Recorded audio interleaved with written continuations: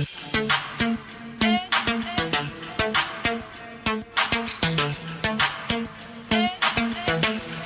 a pattern for the last 2 years. So once these girls they say my fiance, it's a wrap on anything that the dude does is stupid, any kind of abuse, any.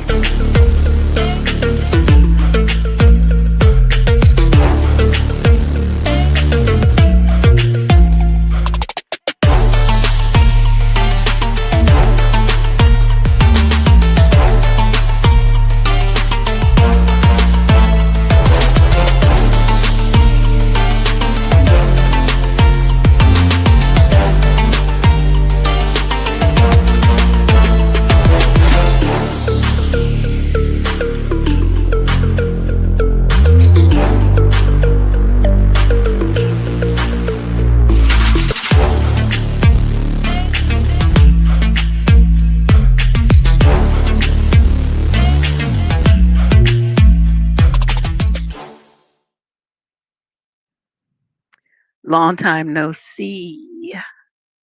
Now let me switch over here to the chat so I can make sure I see.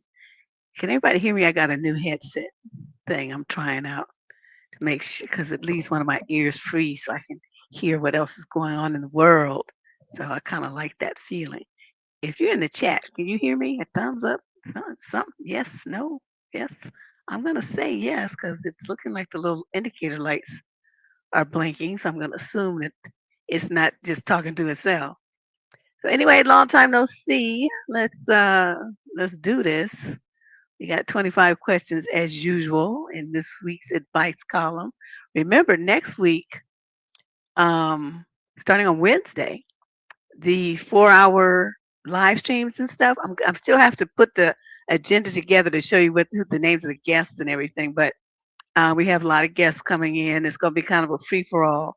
So I'll be doing some advice questions. I also have a lot of articles that I picked up and I want to talk about, ask you guys about. So it'll be a busy 4 hours, and that's going to be 3 days in a row. 3 days in a row, the same URL, and yeah. So it'll be next Wednesday, Thursday, and Friday. So after that, I don't anticipate doing another show for a week while I recover. But mark your calendars. Those are called May days. It's Wednesday, Thursday, Friday next week. So you'll see me 3 days in a row. So let's get started with this advice column. Question number 1 of 25 questions. This young man is 50 to 56 from London, England. Summer issue. Is it reasonable for me to expect more sharing on a birthday weekend? My girlfriend of 7 months is taking me away to an Airbnb some distance away for my birthday. We'll be gone 3 nights, and it's really lovely. As we approach this weekend, though, she is asking me to plan and bring all the food and wine, pay for dinners out, etc. I'll also be driving, which I enjoy. I was thrilled to receive the lovely gift. Where's the gift part at? We both earn equally. She probably more than I do, more cash rich than me right now, as I'm studying for an MBA full time. My last assignment is due on the day that we leave, so it's also to celebrate this. My 2 children are older at university. Hers are in primary school. I'm a professional who's taken a year off to study. She's a landlady and property developer. In the 7 months that we've been together, I've paid for all dinners and lunches out. It would be nice to be brought out to dinner once. Am I wrong? She always provides lovely food in her home and wine. I ask not necessarily just about the money and expense, but aren't relationships supposed to be on equal footing? Hey, Ash. I'm gonna say this. I don't really. I mean, it sounds like except for this thing, that you guys have a pretty decent relationship. But I would be concerned because it is supposed to be your birthday trip for you, but you doing all the work. So where's the time for you to relax and just chill and not have to come out of pocket for something for a birthday trip that she planned that's allegedly for you? And I sure would be asking her that. It's like, well, if I have to plan everything and pay for everything and stuff, then how is this a birthday trip for me? It just sounds like you're just getting a free weekend away on my pocket and calling it a birthday weekend for me, but you're not really doing anything for me other than making reservations at the B&B Airbnb. So, if I, what you need to do though is address this before it builds up to too much resentment. Because if I were you, I'd already be feeling some kind of way about it. And most likely I would have been said, okay, wait, so I have to drive, I have to pay, I have to bring all the food, I have to bring all the wine, and I'm buying that too. So where is this a gift? Where are you doing anything for me on this trip? You picked up the phone and made a reservation or logged on or something, but you didn't really do any work. And I'm trying to figure out where is the gift part for me. This more sound like more like a gift for you. And I would be asking her that. But see, you probably aren't as direct and confrontational as I am, because I sure be like, look, I can save more money and have a better time staying at home. So you want to go on this expensive ass weekend trip, you go right ahead. I'll go somewhere else and do something else. But that's probably why I'm single, because I don't feel like being bothered with no bullshit. This wouldn't work for me. I would be pissed. You sound like you head in that direction and you trying to like, temper it by asking this question, but you already know the answer. She on some bullshit. And you need to tell her that. Question number 2. This young lady's 20 to 34 from Coventry, England. Summer issue. My baby daddy left whilst I was pregnant and he met someone else. Hi, Deb. I am really struggling at the moment to understand what has happened to me. I hope you can help. I was with my ex partner for a year and things moved very quickly. I got pregnant after a month, but we lost a baby. We then kept trying and I got pregnant again a few months later. During this period, I lost my pet dog, who was my absolute world, and I was grieving him a lot. I wasn't myself as I was trying to navigate through the first trimester as well. Me and my ex, oh, he an ex now, argued a lot around the last month of our relationship, mainly due to my grief and his drinking. He decided to leave me when I was 3 months pregnant and asked me to get out of his house. I am now 30 weeks pregnant, so around 4.5 months has passed since our split. And I recently learnt with the T that he had been seeing someone pretty much from the moment we split, which leads me to believe that she is the reason why we split, as he was telling me how much he loved me just a week or so before that. I am 33, my ex is 30, and the new girl he is seeing has recently turned 21. Oh my God, a baby. She is very young, and she actually knows me, and she knows I'm pregnant. I have spoken to her, and she told me that she didn't know the full extent of everything, and that he told her we were ended mutually and that we are still friends, which is so far from the truth. He completely broke my heart and left me at my most vulnerable time. It all still seems very raw to me, and I'm struggling to have any kind of relationship with him as he has hurt me so much. The girl told me that she was going to call things off with him as she's so young and doesn't want to be involved in all of this. I later found out that this didn't actually happen, and they've been getting stronger ever since. He has blocked me from everything, so has she. Not like I was even trying to communicate because I wasn't. He has said that he wants me in the baby's life, but his actions aren't really reflecting this. I've been going through the worst time of my life due to something we both planned together. It seems he has gotten away with everything and has moved on happily, and I'm stuck, not being able to do the usual things I would do after a breakup, and I'm really struggling with mentally about what he has done. He has also portrayed me as a bad person, saying that nothing I did was enough for me, that he did rather, was enough for me, and that we weren't happy for a long time. But I never saw this coming. We only argued because I was going through a tough time when I lost my dog and fell pregnant. I just don't really know where to go from here. And I was wondering if you know of anyone else who's been in a similar position. Yeah, millions of stupid women.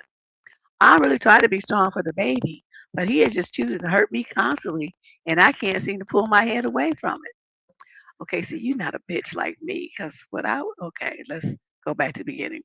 First of all, you got with the dude, and within a month, you got pregnant. What were you doing? What kind of stupid decision making were you doing? Okay. Then this dude, you don't even know this clown. Okay. You don't know nothing about him to never know if he would need to be a boyfriend, let alone somebody's daddy. Okay. You making a whole bunch of stupid decisions here. So then you're going to insist you're going to throw even some more money down on the table, continuing to bet on the bad bet already. And you're going to keep trying and you get pregnant again a few months later, again by someone that you don't really know, and then you lost your dog, and then you pregnant by some stranger. This is I'm summing this up here. Okay, so then you started arguing. Y'all was only together for a year. Okay. All this drama happened within a 1 year period. And the last month or so, you guys was fighting constantly. So you really had about 10 good months. Okay. But you was already 3 months pregnant by the time he left. So that, you were doing a whole bunch of dumb stuff. So now you're 33, he's 30, and the girl he's messing with is 21. And you trying to figure out why he keeps hurting you and what you should do. What you should have done the second that you found out that this was dumb stuff is got a termination. That's what you should have done. Since you didn't do that, what you can do now is put the baby up for adoption. And you can tell him if you want to adopt the baby, you can certainly do that. But I don't want any ties to you. Now, you ask me what I would do, that is what I would do. That's what I would do. And I would make sure he knows it. I don't want shit to do with you. I don't want to look at nothing that came from you. I don't want to see nothing that looks like you, smells like you, walks like you, talks like you, or has your genetic lineage in it. I don't want no parts of you or this raggedy ass baby. So I'm gonna put this little sucker up in the foster home, adoption, whatever you guys got over there in the UK. And then if you want, you go get it. But other than that, don't ask me for shit. Don't look for me for nothing. And you might think, well, that's a hard thing, but people want to adopt infants. I mean, that baby would probably be gone, like they'll come pick it up at the hospital, kind of gone from people who are really desperate to have children. So it's not like, you would have a problem. Now, if he didn't want, I don't know if they do the same in the UK, if you're not married, does he still have to relinquish custody or not, or is it just on you? I don't know the laws there, so I can't really say, but you might want to start investigating that. As if he has to sign off on it and say, well, I'm going to sign. And if he wants a kid, he can take it. Otherwise, he can sign, and then these people over here can get the baby. But either way, I'm not going to have a baby. I'm going to have the baby, then I'm going to give the baby to somebody. It's not going to be going home with me. And that's what you just tell him. Watch his expression change. See, right now he's thinking he's getting over on you. He's thinking, "Oh, I'm the shit. I ran out, got off with going to a new woman with no problems. She's gonna be stuck with this baby, taking care of it. I'll just roll in every 6 months or so and play father with some boxes of presents and a check or something." He's thinking it's gonna be a situation like that. I would throw all kind of salt in that game. Either you're gonna have it and you're gonna have it all the time, or somebody else is gonna have it. And I'm gonna be just as free and living just my life just as large as you are. You're not gonna stick me with no damn baby. We're not gonna do that. So you asked me what I would do, and I just told you. So you think about it. You still got a little time, but you can contact some adoption agencies and or something and see what the laws are there. Because I really don't know. I'm in California in the United States, so I can't really even venture a guess what you might be up against. All right. Question number 3. This is a female, 20 to 34, from Boston, Massachusetts. Some of issue. Have you ever dated someone who keeps their inner world totally off limits? Have I? No. So this is a bit of a weird one. I've been dating a guy for about 8 months. It's long distance. Well, okay. We meet up about once a month. We text and talk all the time. The relationship is full of humor and laughter. He's funny. He makes me laugh. I make him laugh and seems really into me. He even says he loves me. But as lovely as he is, I can't deny that I find him a bit emotionally shallow. I don't know if he really is just a surface level person and there's just not that much under the bonnet, or if it's a calculated strategy in order not to get that close. I'm the kind of person who connects with others at a deep level if they want that too. And I find long, deep conversations to be very satisfying. I've always had hours long conversation with my female friends where we've talked about everything under the sun. The reason this has come up now is because his elderly father died a few days ago. And when I ask if he's okay, all he says is, I'm good. The death was not a shock, but still, I really like this guy, but I'm feeling starved for a deep connection. Have you ever heard of someone who simply will not let you into their inner world and doesn't ask about yours? With him, I don't even know if he has an inner world. Maybe he's just very straightforward. I don't think I've ever had such a surface level relationship with anyone that I'm otherwise close to. I actually don't know how it's possible to have such a laugh with someone sleep with them, talk to them all the time, and not get into anything beyond surface level emotion. If he doesn't want to share, that's fine. I can't make him. And it may be that he's just not the one for me. I'm going to say this, and this is like if this was online, it would be under one of those forums like unpopular opinion. My opinion about long distance relationships is that people who are afraid of intimacy are the only ones that are attracted to that bullshit.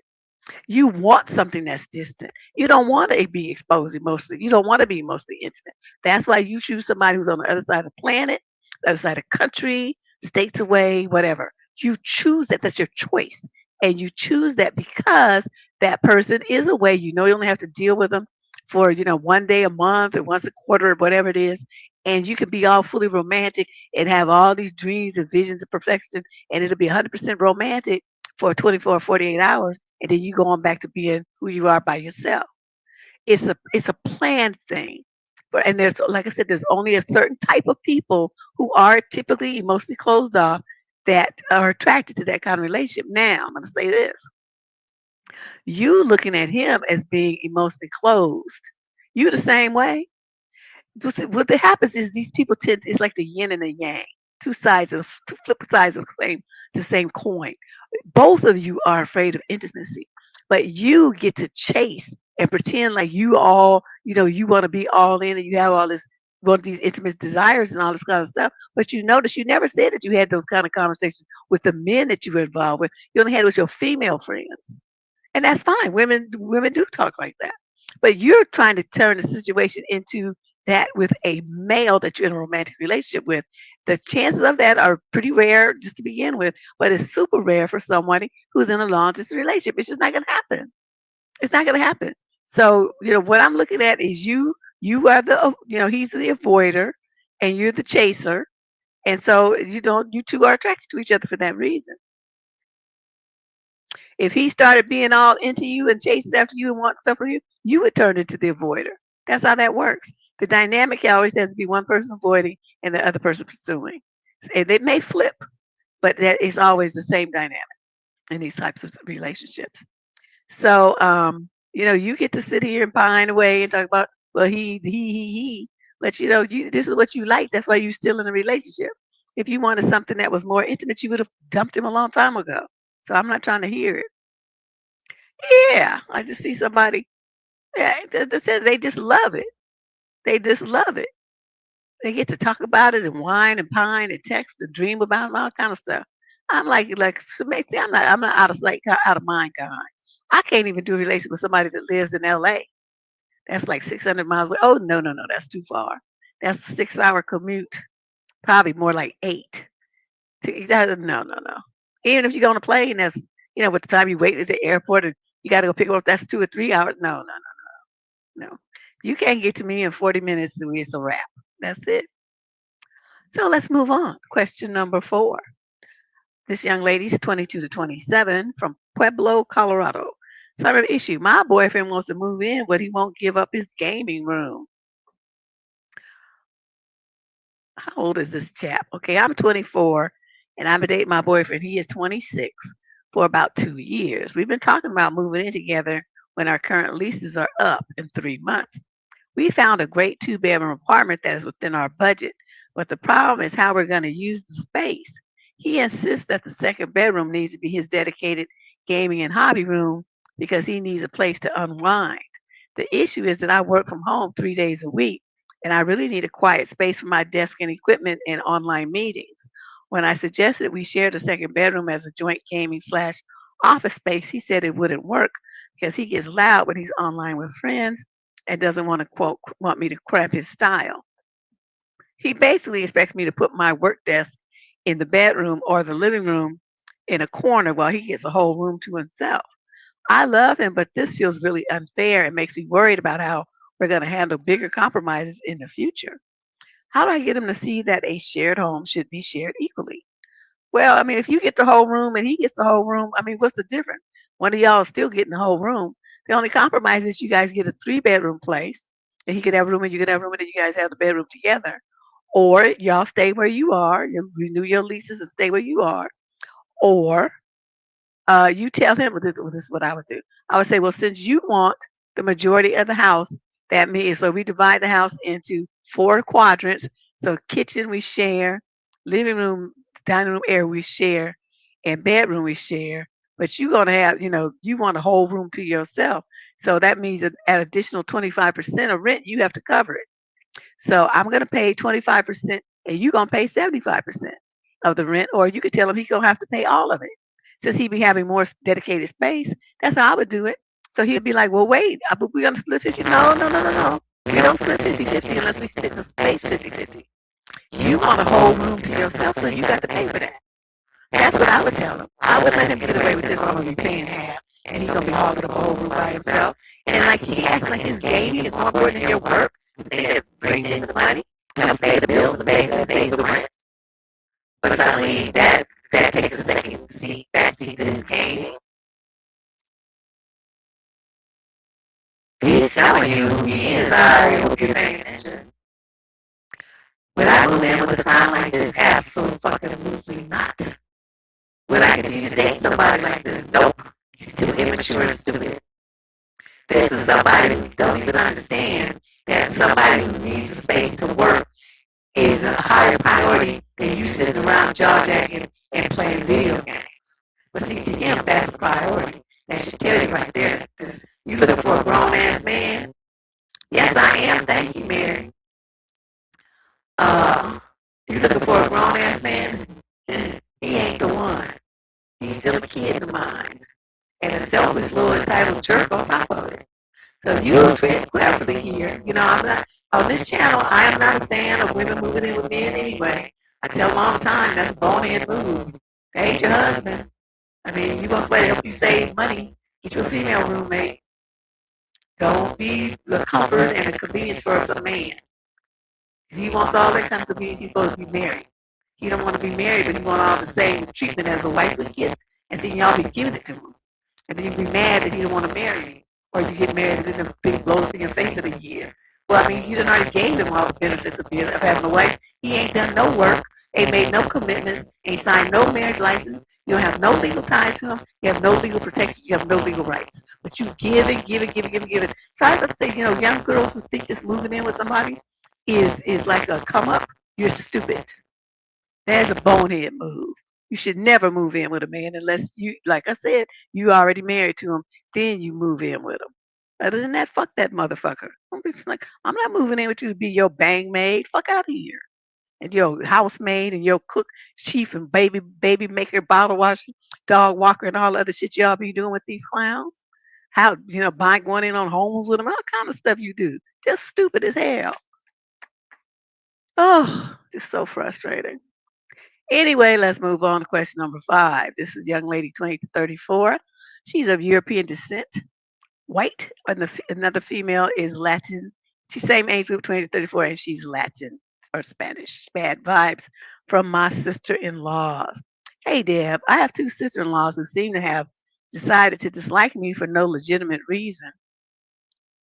Over the past 3 years since I've been married, I constantly try to initiate conversations, reach out and connect over common ground. And over time, I still ended up being treated like an outsider, excluded or laughed to find out about plans, left hanging on texts repeatedly, being ignored and talked about at family dinners, and on the receiving end of passive aggressive comments, body language, and verbal jabs. But then I see them act like sweethearts towards my husband and other family members or friends. And they continue to do it even after my husband confronted them about their unwarranted mean girl behavior. They both have said to my husband that I've never done anything that offended or bothered them. I started out as a newlywed, genuinely wanted to be on good terms with my sister-in-laws. They grew up very wealthy in a stable 2-parent household and have it all on paper. But besides that, we all still have a lot of things in common that I thought we would have connected over. My mother-in-law and father-in-law both like me a lot, and we're on good terms. So I don't understand the bad energy I get from my sister-in-laws. What do you think is going on? I've stopped talking to them recently and already feel much better though. But that's good. That was going to be my suggestion. Because, when you can see that, they've decided to gang up and bully you as a group, you don't need to subject yourself to that nonsense. I would avoid them as much as possible, and your husband should do the same. Now he's gonna have a problem with it because he's gonna be like, "Well, that's my family." It's like, no, your wife is your family, motherfucker. That's the way it's supposed to be. Your family is the woman that you marry and the kids that you have with her. That's your family. All them other people are just, roadkill as far as I'm concerned. So you got, you trying to put a situation where you got to choose where you put your loyalties. It's not with them. It's with your wife. So, really what your husband should have done when if he had any kind of nuts is go when you guys had a family gathering, he should have stood up and he's talked to the other men, which I'm assuming are his brothers or sisters or whatever. I mean, yeah, it's his sister-in-law. So it must be his brothers. And I would say, look, let's say Paulie and Rico, your wives are on some bullshit. Have you noticed how they treated my wife? This is not the way that we were raised. I don't know what the fuck is wrong with them, but I'm gonna tell you this right now. If you all don't check these bitches, we not coming. My mama, I'm gonna say the same thing to you. We not coming. I'm not gonna subject my wife and kids to this bullshit. We won't be here. We'll go celebrate and have holidays at our own house where there's some kind of people that know how to treat each other and talk to each other with civility. That is not prevalent in this household when these bitches are here. So, brothers, you figure out what you're gonna do and you let me know. We out. Boop. And we would be gone. I take my wife and I get the fuck up on out of there. Now, would that cause a ruckus in the family? Most likely. Would I give a shit? Absolutely not.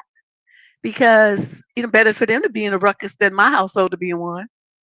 See, a lot of men don't think like that. They don't think, your role as a husband is not just protect her like if somebody breaks in.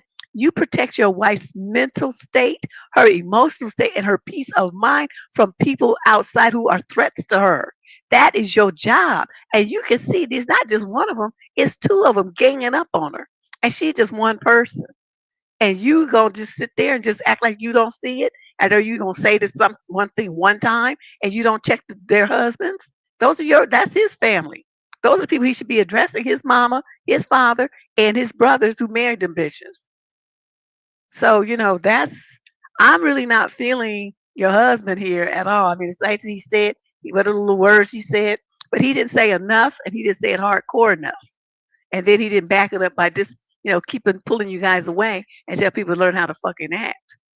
And it's too bad that you're not a bit more of a savage because when they do these little passive aggressive comments and verbal jabs, you're supposed to give them some back. It's like, oh, does that make you feel better? Your self esteem is so low that two of you got to gang up on one person to try to make your little low class asses feel better. So you feel okay now? Now that you said what you said, you okay? Good.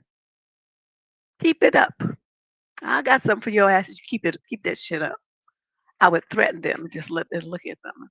Come up in there with my friends Lakeisha and Juanica and say, look, let's bully them like they bully me. Don't think I wouldn't do it too, because that's just how I am. Yeah, that's mean girl behavior. Your husband needs to step it up here. Question number 6. This is a female, 22 to 27. She's Caucasian from Nashville, Tennessee. Summer issue. I have a boyfriend that lacks substance. I'm 24 and my boyfriend is also 24.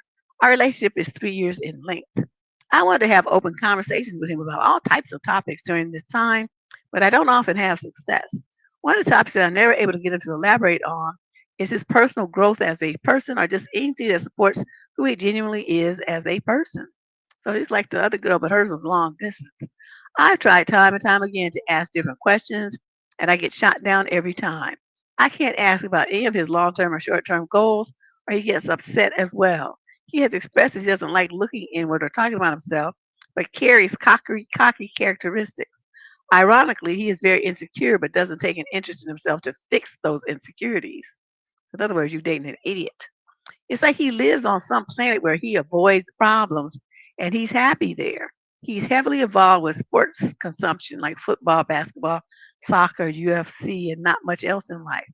I overall just want to know if this is a normal experience in a relationship.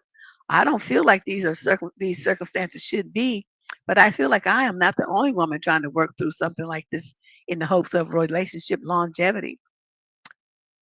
He's just stupid. You so polite, Mary. With the fact that our relationship is aging, I've introduced the idea of him seeking the therapy to assist him with whatever he's dealing with, and he just doesn't think that he needs it. We talk more about work and random things. I feel confused, frustrated, and alone. Does it make sense to work towards a relationship, towards longevity, without a mental connection? Would the work be worth it? Absolutely not. I mean, the man you done been with, dude, what'd you say, 3 years? Did she say 3 years? Let me just double check. Yeah, you've been with him 3 years and you've been begging and whining around for this connection and you ain't seen hide nor hair of it yet in 3 years. So what makes you think it's gonna happen? What is it that you think is gonna fall down from the sky and hit him on the head and make him change into this person that you want him to be? He's not. This is who he is. So if this is not working out for you, it's too frustrating. You feel alone and lonely and dissatisfied and like you're not really close to him, then why are you there? He's perfectly happy being this lump on a log person that he is, watching TV and watching sports and talking about sports figures and work and stuff. He's boring as fuck. Okay, he don't have no hobbies, no interest, no life. So and he doesn't want to talk to you, really like share anything about himself with you. So you have to ask, what is it that you think that you're gonna have longevity for? What are you getting out of this? I mean, with him, he's getting whatever services you're giving, including some booty. But what are you getting that's making you happy? I'm not hearing it. You just sound like one of them types of women that just want to have a boyfriend. And so anything will do. Girl, you better get yourself together. I mean, you can't even be close to somebody like this. The relationship is you could have the same relationship that you have with him, minus the nook with like a guy friend at work, your desk mate, somebody who sits the next cubicle over, and you guys talk about sports or what's movies on TV or something. I mean, it'd be about the same thing, but yet you call this one your boyfriend. I don't know what to say. Your bar for a man in a relationship is like underground. Question number 7. This is a female 18 to 21 from Seattle, Washington. The female in question, the other one is 50 to 56. Some issue. My mom plans to move in when I have kids to help me, but due to our difficult past and her emotional instability, I don't feel comfortable with that. I'm unsure how to set boundaries without hurting the relationship. I'm looking for some honest advice because I feel really conflicted. Well, that's all we give here. My mom, who turned 50 recently, has told me multiple times that when I have kids, damn, I'm only 21, she plans to move in with me and my husband and help raise them. On the surface, it sounds really sweet and supportive, but the truth is I don't want that at all. Growing up, my relationship with her was very unstable. When things were good, they were okay, but when they were bad, they were really bad. She has a lot of emotional volatility and anger issues. As a kid, I remember her yelling, mocking me, whoa, calling me names, stomping around, and sometimes throwing things, basically throwing a tantrum. She would get extremely upset over small things, say hurtful stuff, and then apologize later. But the cycle never really changed. Because of that, I learned to walk on eggshells from a very young age. I avoided expressing my emotions because they would either be dismissed or used against me later. I worked on myself a lot to consider myself emotionally aware now, but I also know I developed an avoidant attachment style and still carry some of that impact. Now here's the issue. She thinks everything between us is fine. She knows she wasn't a perfect mom, but I don't think she understands how much it actually affected me. And I genuinely don't feel like I can have that conversation with her. She's not emotionally mature enough for it. I want her to live with me or being around my future kids 24/7. I want a peaceful, stable environment, and I'm scared that having her that involved will bring back the same patterns. At the same time, I feel guilty because she sees this as her helping and being there for me. How do I set this down without blowing up the relationship? Do I tell her now or wait till it's actually relevant? And how do I say no in a way that's firm but not necessarily hurtful? I would really appreciate advice. Also, in the back of my mind, I think I'm kind of her retirement plan. Dot, dot, dot. And yeah, I was thinking that too. She don't know what to do with herself. She thinks she's going to be living at your house. Well, if it were me, I would say, I've been listening to you say that, this far away time when I get married and have kids, that you're going to live with me. And I want you to rethink that because A, this your plan has not been approved by my future husband, and you don't know what his parents might want to do with the kids. So you can't be making any unilateral decision about what's going to go on in my marital home with my children that I have with my husband. You can't do that. If we talk about it and we let you come, that's one thing. But don't plan on it. You need to make plans for your life. That's going to be, continue here once I leave. That's what I would start telling her. And I would reiterate that repeatedly. She can't make plans for your life and your husband's life and your kids' life based on what she wants. And you haven't even met these people yet. The kids haven't even been thought of. You see what I mean? She like way in her fantasy world about you taking over your life and house. Tell her no, that's not gonna happen. Then, as far as you have to think she doesn't see this necessarily as her helping and being there for you. What you don't understand in your young, youthful innocence is that that's called game. When manipulative people want to get over on you, what they'll try to do is couch it so that they'll say, well, I was only thinking of you. It was for your best interest. I thought I was doing you a favor. I only wanted to help. They say things like that. In reality, they are thinking only about themselves. So it's time for you to grow up a little bit. You're 21 and you a little too naive on this concept here. Okay, you gotta get a little more street smarts about you, especially before you get married and have kids. You can't be this brand new. You always gotta look behind the door. And especially when you know somebody's history. I mean, I'll be looking behind the back door when I just meet somebody. But you already know what kind of trick your mama is, and you sitting up there trying to just act like what she's saying is factual truth and you believe in it. Don't believe shit she says. Okay, how about we do that? She says that it's for her being there for you. Understand it's for her being there for herself on your dime. She's helping herself. But like I said, the main thing you have to emphasize is that she cannot put herself in a position where she's going to be trying to dictate and control the life of your marital life and the house, anything to do with your future spouse and your future children. She can't do that unless she's given permission and an invitation. And the chances are that that's not going to happen because you want to have your family to yourself.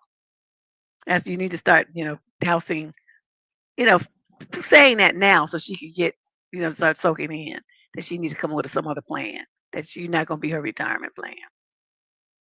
Question number 8. This is a female, 35 to 41. She's African American. A Gemini from Norfolk, Virginia. Oh, somebody filled out all the things. Most people don't fill out all them boxes. The male's 42 to 49. He's also black and a Pisces. A Gemini and a Pisces. Where are my astrology people? I don't know. I don't know about that mixture. Anyway, some issue. I'm feeling upset about my older brother. Oh God, your brother's a Pisces, just like my older brother. Oh, he's a jerk. Hi, Deb. I hope you have been well, and thank you for taking my letter. So last year in June, my work contract ended, and I have been unemployed ever since. I've been actively applying to jobs, but since January of this year, I've been hustling more than anything, gigging to keep up with my rent and bills. In March, I was in a real bind, and despite my better judgment, embarrassment, and discomfort, I went to my older brother to ask him to loan me some money to help pay my rent for the month. I promised to pay it back in 2 months. I'm not in my brother's pockets, but for context, my brother does very well and is not struggling financially.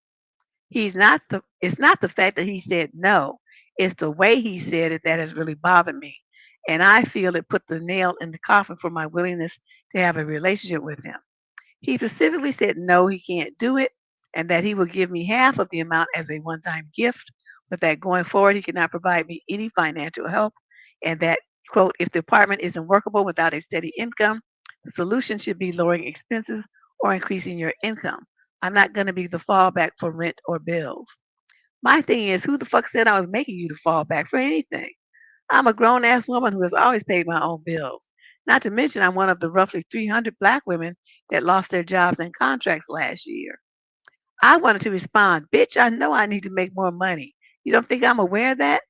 I've never asked her to help pay rent in my life and only contact him to either say hello during the holidays, which lately he hasn't even answered the phone or called back, or text to wish him happy birthday, or if it's been a family issue, to which about 6 years ago, he eventually told me that I'm always calling him for negative news, but I cannot help the fact that my family is a bit dysfunctional.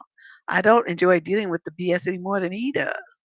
So I was very offended and pissed and honestly hurt at his response.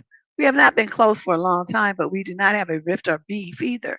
Or perhaps he may have an issue with me that I'm not clear on. The whole family is honestly not close. Did you think I overreacted? It sucks knowing that besides my mother, I don't have any other family I would call in an emergency or even to share parts of my life with, really.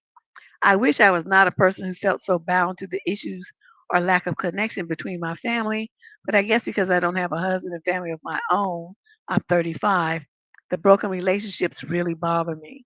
Thank you for your time and advice. Um, I'm gonna say, I don't know what the things are, what your field was, what your contract was, and what your skill set is, but um, you can always look at what's available at temporary agencies. I know the pay is not gonna be not nothing like what you got as a full-time employee, but it's consistent work.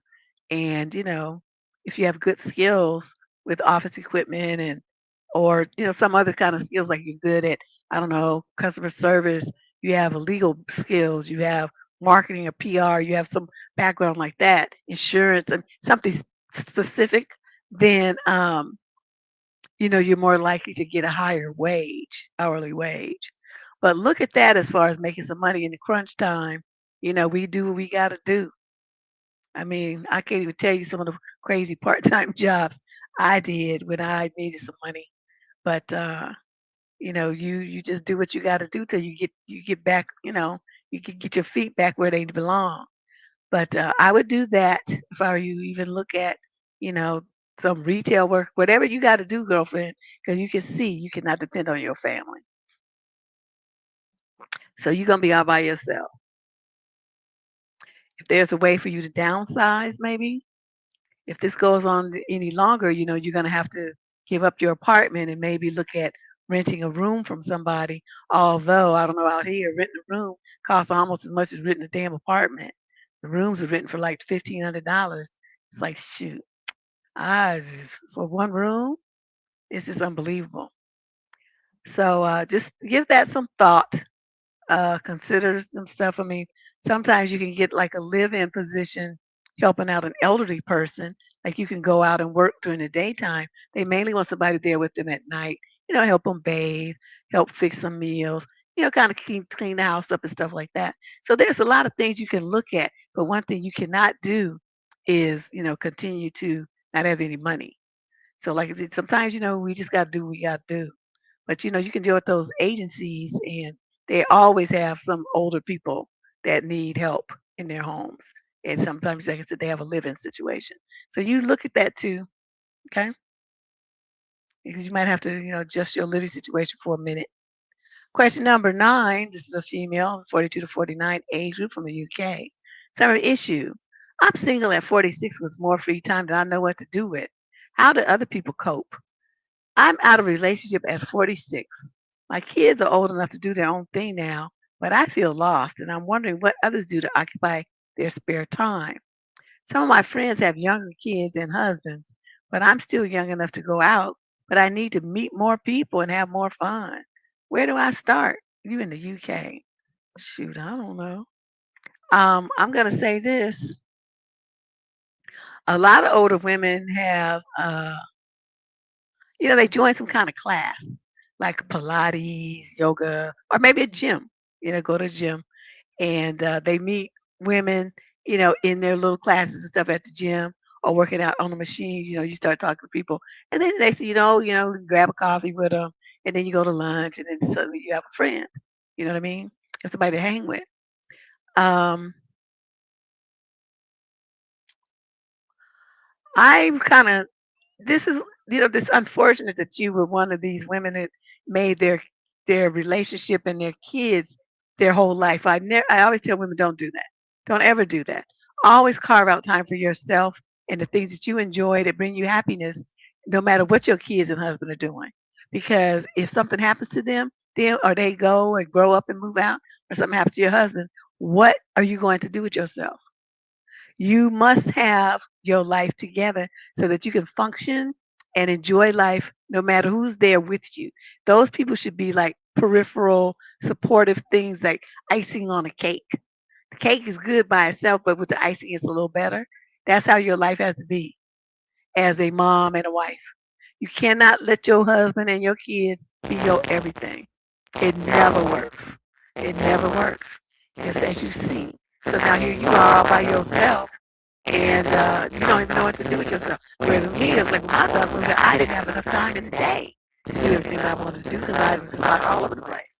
So you look around, think about stuff that interests you.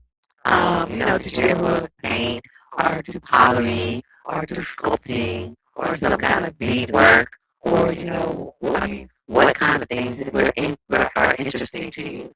But I would start with the gym. I mean, it never hurts to have a place to exercise, help release steam, and helps you feel better. Trim up and tone up and stuff. So it's always good. And then some communications here in the note. It sounded robotic. Oh no. My new microphone. I guess it's not a good one for this. I don't know what to do about it. Let me see if I can do anything with the sound audio. Uh-uh.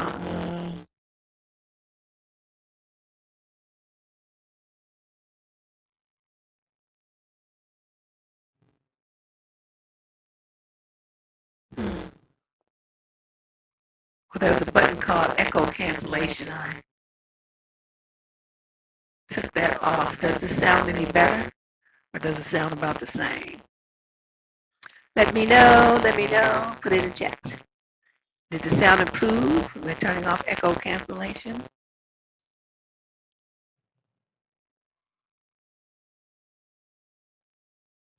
Nobody's saying anything. It sounds the same.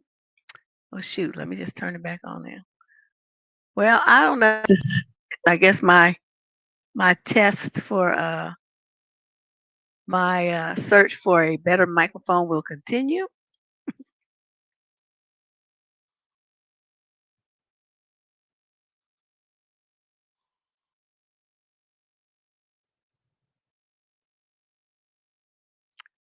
Okay, well, I'll leave it like this then, and we'll see what happens. Okay, took echo cancellation off. Okay, we'll leave it like this then. I don't know if you know what echo cancellation is, but whatever. All right, so yeah, the young lady, that's what I'm going to suggest that you do. In order to make friends and meet people, you got to get out where people are. And I would start with, like I said, what are you interested in? What is it you've always wanted to do that you never had time to do because you was raising kids and chasing around with a husband? Okay, think about that. Question number 10. This is a young man, 22 to 27. He's Caucasian from Yuma, Arizona. Summary of issue. I love my partner, but our completely different standards of living are destroying me. I need advice on how to communicate effectively and reach a constructive resolution regarding the living situation I share with my girlfriend of 4 years. This is a bit long, but I have to give you details so you understand what I'm going through. Okay, I'm gonna skim through this shit. Okay, he loves her. She works full time while attending an MBA. Growing up, her and her family moved around a lot, lived in many different places. He thinks that may have contributed to her not developing much attachment or responsibility toward the places that she lives in. To her, a home feels like a temporary place to stay rather than something to maintain or care for. Oh, that's interesting. Meanwhile, I was raised in a very strict household with high standards regarding cleanliness, hygiene, and shared responsibility. Okay, cleanliness is tied heavily to comfort, peace of mind, and emotional well being. We've lived together for almost 3 years. In the beginning, things were manageable, both because both of us were putting in extra effort. But over time, as work stress and burnout increased for her, she gradually stopped participating in household chores almost entirely. I slowly ended up taking on most of the work around the apartment while she focused on her job and leisurely activities. To add context, I earn more and I work a hybrid job while she works fully remote and spends almost all of her time at home. Things became significantly harder when financial constraints led us to a shared living arrangement with her mother in a two-bedroom apartment. I want to be clear that I could comfortably afford to live alone, and I also have the option to stay with my own family in the city. I chose this arrangement because I wanted to support my girlfriend and help ease financial pressure for both her and her mom. But the living conditions have become unbearable. There's clutter and hoarding everywhere. The kitchen counters are greasy. Okay, that's just not clutter, that's nasty. Bathrooms aren't cleaned properly. Hair accumulates all over the floor and the drains. There's a piss smell in the bathrooms. Things will gradually get things will gradually get worse over time, with no one cared until I had to personally go fix it or clean it. A recent example pushed me close to my limit. I came home from a 4-day business trip and found that I had no clean clothes or towels, just overflowing dirty laundry. I went into the room to look for clothes from a clean basket of laundry I had done last week that waited to be folded and hadn't been touched yet, and a dead cockroach was inside. Ooh, dude, that would have sent me to Mars. The floor was dirty and covered in hair. The bathroom sink was clogged, and the floor was sticky from soap residue. Then I walked into the kitchen. I found streaks of sticky grime across the floor that had clearly been cleaned with baby wipes in the kind of way that just spreads and mess around instead of actually cleaning it. I generally almost lost my mind. The hardest part is that we've already talked about this many times. I've tried approaching it gently and emotionally. Explaining the acts of care around our shared space make me feel loved and respected. I've also tried being direct and saying cleanliness is a non-negotiable for me, but nothing changes long term. Her response is usually that she simply does not want to do chores and that if cleanliness matters so much to me, I should just hire a housekeeper, which I have thought about, but ultimately see this as a temporary band-aid solution because hiring a maid may solve some visible problems short term, but it just drags us down further into being lazy, irresponsible, complacent, and reliant on it. At this point, I've started developing resentment and anger because I feel completely defeated. I've even started expressing frustration in unhealthy ways, like punching walls or throwing objects when I'm alone. Okay, dude, for real, which I absolutely hate about myself and do not want to become. I don't know what to do anymore. It's called pack your shit and get the fuck on. That's what you do. What is this? You're not married to her. You don't owe her shit. Okay? I'm trying to find a solution that doesn't destroy the relationship. Well, that's not going to happen. Or create conflict with my potential future in-law. Why would you want to be in-laws with some nasty ass people like this? Are you kidding me right now? Because aside from this issue, they generally are good people. I don't care. They nasty. Okay, I could see, some stuff cluttered, books and magazines, or where you work at home, you got papers, and files, or something. But when you have grime and roaches and pissy smells and stuff, see, that's just nasty. It's unsanitary. It's grimy. It's dirty, and it's disgusting. So you've gone from a little clutter that a maid's vacuum with some hair or something like that to actual disgusting filth. Then there's a difference. Now you are complaining about it over and over and over, but you're not doing nothing. And then you don't even, she suggested you hire a maid if it's that close, if that's important to you, but you don't even want to do that. You want to try to force her to do what you want her to do. And she's flatly told you that she don't care. It's not going to happen. And yet you keep bumping your head and trying to force her to do it. And you frustrating yourself at this point. So if you want the house to look a certain way, then you unask that money and pay somebody to come in and clean it. Either that or you move out and let them live in a pigsty. Those are your only two choices. If you don't live with your family, you can go get your own place. Yeah, I would, like, if I was him, I would be, boop, I'm out.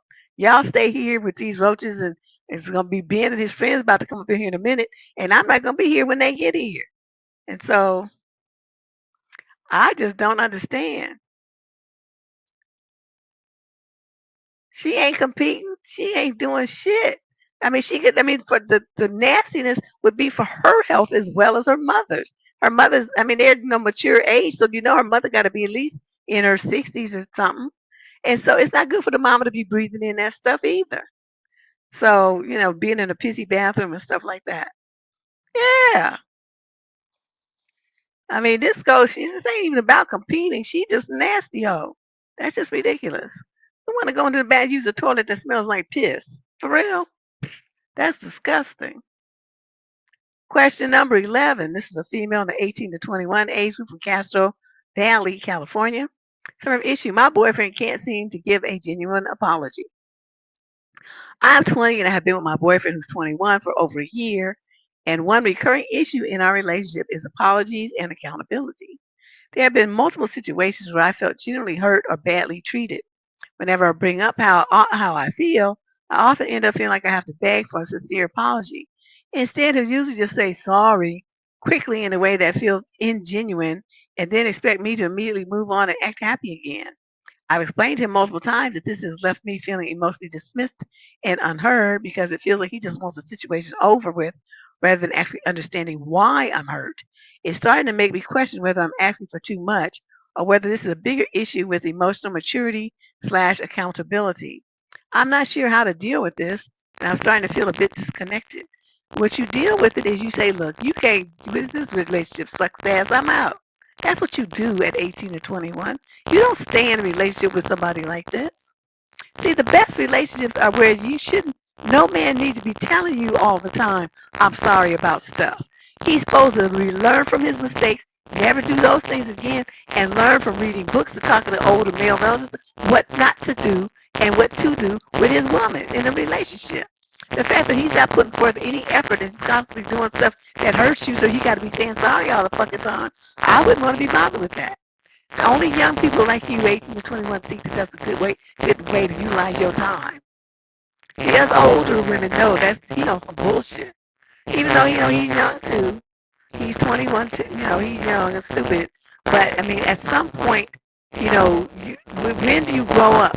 When do you start learning how to do things? And you trying to live an adult lifestyle? Like, so once they start fucking, see, my thing is, you want to have relationships and you get some booty, then you need to know how to treat the woman that you're getting it from. If you can't do that, then you don't need no ass. That's the way I feel. I, as a woman, would not be dealing with nobody like that. See, sleeping with me you should be seeing that as a privilege. Okay, that's not a right. He's not entitled to that.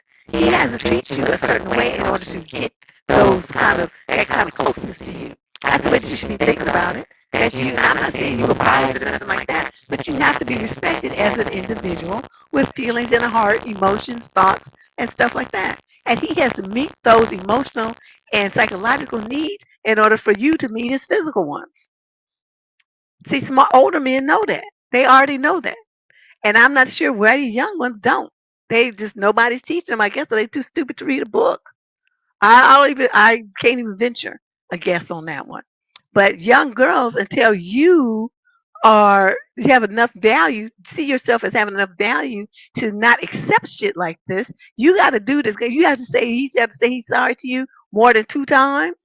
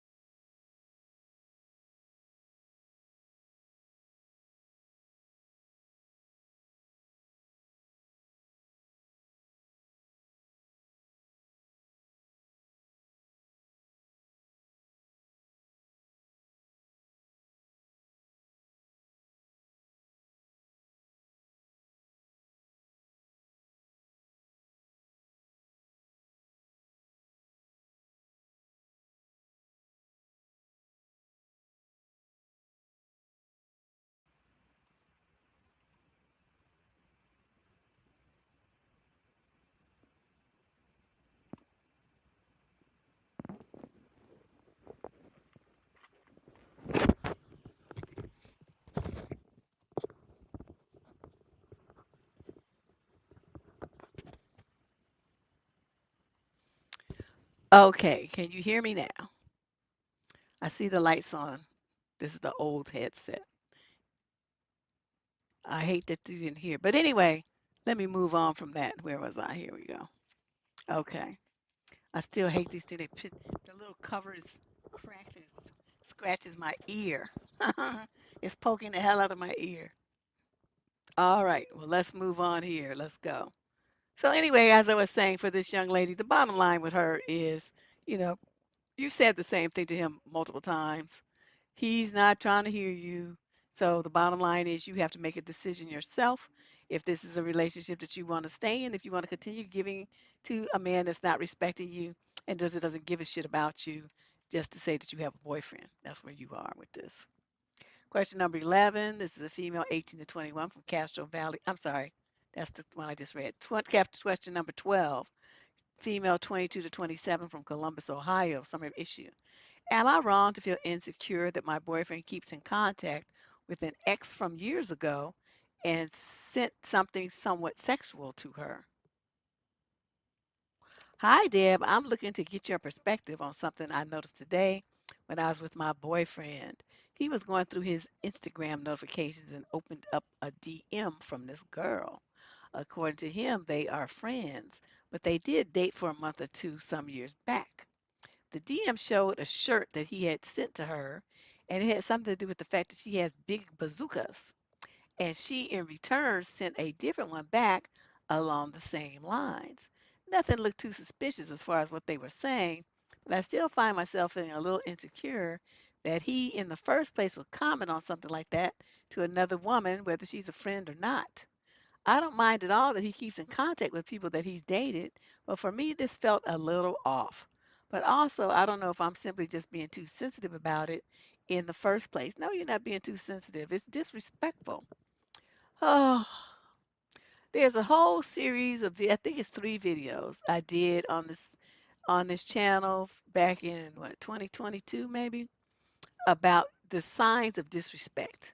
So many women of your in your age group do not even recognize when they are being disrespected.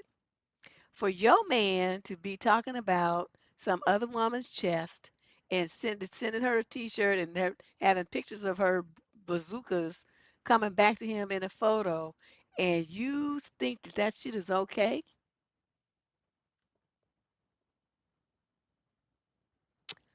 See, that was the moment at which you're supposed to say, so you think that this kind of behavior is okay? Then I would have went on some page and where they had some dude that was showing his junk, and I would have for sure said, let me send him something and send me a picture with your dick print and let him see that so he could see what it feels like. Then I would break up with him. See, I believe in fighting, fire with fire. I'm not going to ever let a man do some bullshit to me, and I'm not going to give him a dose of it back before I leave. You gonna get a taste of it. Since you think it's such a wonderful, tasty, delicious snack, I'm gonna give you a bite, and then we're gonna see how it feels. Yeah, that's what I'm saying. I, I'm gonna send him something. You see, he sent her a shirt. I'm gonna send him one. They have them like mesh shirts with the cut off it shows their abs and stuff. I'd be like, put this on and take a picture for me. And I would have for sure made that my phone. You know how they make the little wallpaper on the phone? That would have been my phone wallpaper. I've been like, ooh, this is so fine. He fine. Why don't you have abs like this? Why don't you look like this?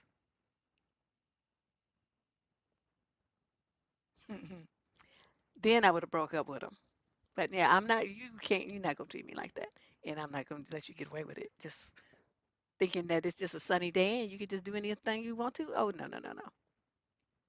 Let's move on to question 13. This young lady's 22 to 27. She's African American from Philadelphia. The male's 20 to 34. Summary of issue. I'm wondering if I should reach out for closure after a completely blindsiding breakup. How do I move on? Okay. There's a whole video on this channel. I think it's 2 videos actually about closure. I will try to remember to link to them, but I will give you a summary after I read your letter. Please help in whatever way you can. I am genuinely struggling. No, you're not. We met in April of 2025, started dating in May, and we're both unemployed at the same time. He had just gotten out of the Army and was starting his MBA that fall, and I had recently been laid off from my job in New York City. He lived near Philly with his parents, and I was in New York, so we started long distance. But he would just come visit me for long periods during the first month. When my lease ended and freelance income wasn't enough, I also moved back home to Philly. Before he left for school, we spent about 3 months together almost every day and completely fell in love. We spent almost every day together and it was wonderful. I was very anti long distance, but he convinced me it was worth it and constantly reassured me I was his forever person and that the distance would be temporary. For the next 9 months or so, we saw each other at least twice a month. Mostly, I drove 4 hours to him because my work was remote slash flexible. We traveled together with his school friends, spent time with each other's families constantly, and talked multiple times a day, every day when we weren't in person. We were genuinely best friends. He helped financially with visits and always treated the relationship seriously. This summer, he even recruited for his internship in New York because I was planning to move back, and he had asked about potentially living together temporarily to save money and see what it was like. We talked openly about marriage and a future together. In just a few months, okay. Everyone around us thought we were extremely solid. Then, about a month ago, he completely blindsided me and ended things. It was literally a 5 minute conversation. He unexpectedly came home, told me he didn't want to be with me, and didn't see himself marrying me, and then he left. There was no discussion beforehand, no communication of any doubts, no attempt to work on anything together. He admitted that he had decided earlier that week, but continued acting completely normal, telling me he loved me and talking about our future right up until the breakup itself. What do I do now? You accept it.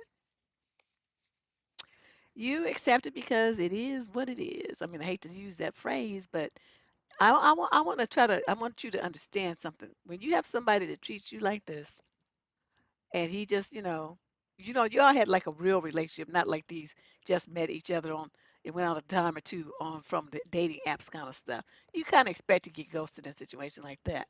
In this situation, um, it was interesting. He invested a lot of time, and did you say he helped you when you would go to drive 4 hours to visit? But what does that mean? I mean, did he fill up your tank both ways, or he only gave you some money? I mean, and when you went on these trips with him and stuff, who paid for that? I mean, there's a lot of information that you left out here. I'm trying to get an idea how invested he was financially in this situation because you're not making that clear, which leads me to believe that, you were paying your own way. You were just seeing him for some booty. So, but the thing that bothers me the most though is when women say that they need closure. They want to go to the person that hurt them to feel better about getting rejected by that person. And I wonder, in what world does that logic make sense? Why would you go to the person that didn't give a shit enough about you to break up in a sensible, sane way, that showed some kind of concern for your feelings and all that? Why would you go to that person and expect them after the fact to show concern and consideration and help you work through the breakup? I mean, I just don't even understand why that thought would cross your mind, that that's even a sensible thing to do, to even think about doing. It makes no sense. Yeah, that's what I'm thinking too, Sliver. It was probably something like that, 50-50 at best. But you don't go to the person for anything. They are dead to you. Okay, they don't exist anymore. You should delete his number from your phone, block him, whatever you need to do, and go on with your life. That's what you do. You don't let that person continue to pull you in. You don't let that person keep you emotionally tied to them. You don't go looking for that person to resolve any of your issues about what they did or said to you, because they're not going to do it. Let's do an example here. Let's do a little play acting here. Okay, so you all hungry for some closure. So this is you. Oh, Ronald, um, can I ask you something? I really want to know, what happened, because we didn't seem to have any problems. Why? I need closure. Can you help me? Okay, now I'm gonna be Ronald. Fuck you, bitch. I don't give a shit about you. I don't give a shit. You just got played for some pussy. I got some money out of you. I got fun for the summer. You paid your own way. I didn't even have to come out of pocket for nothing. I didn't do shit. And you just like every single game I ran, you licked it up like a dog. I don't care about your feelings. I don't give a shit about you. Stay the fuck off my phone. Don't you ever call me again. Now, if Ronald responds to you in that way, what are you going to do? Because I'm not even Ronald. And if somebody called me telling my closure, that's exactly what they would get from me because I just don't give a shit about you. So, I get the opportunity to dog you out a second time, I'm going to take it and I'm going to run it through the field to the end zone. That's what I'm going to do. And I'm just going to mash your heart and your mind as much as I can because you had the audacity to call me.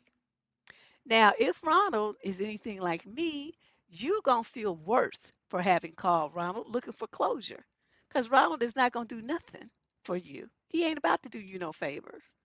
This is why I tell women all the time you do not go to a man or vice versa too. You don't go to the person that dumped you looking for them to do anything to help you.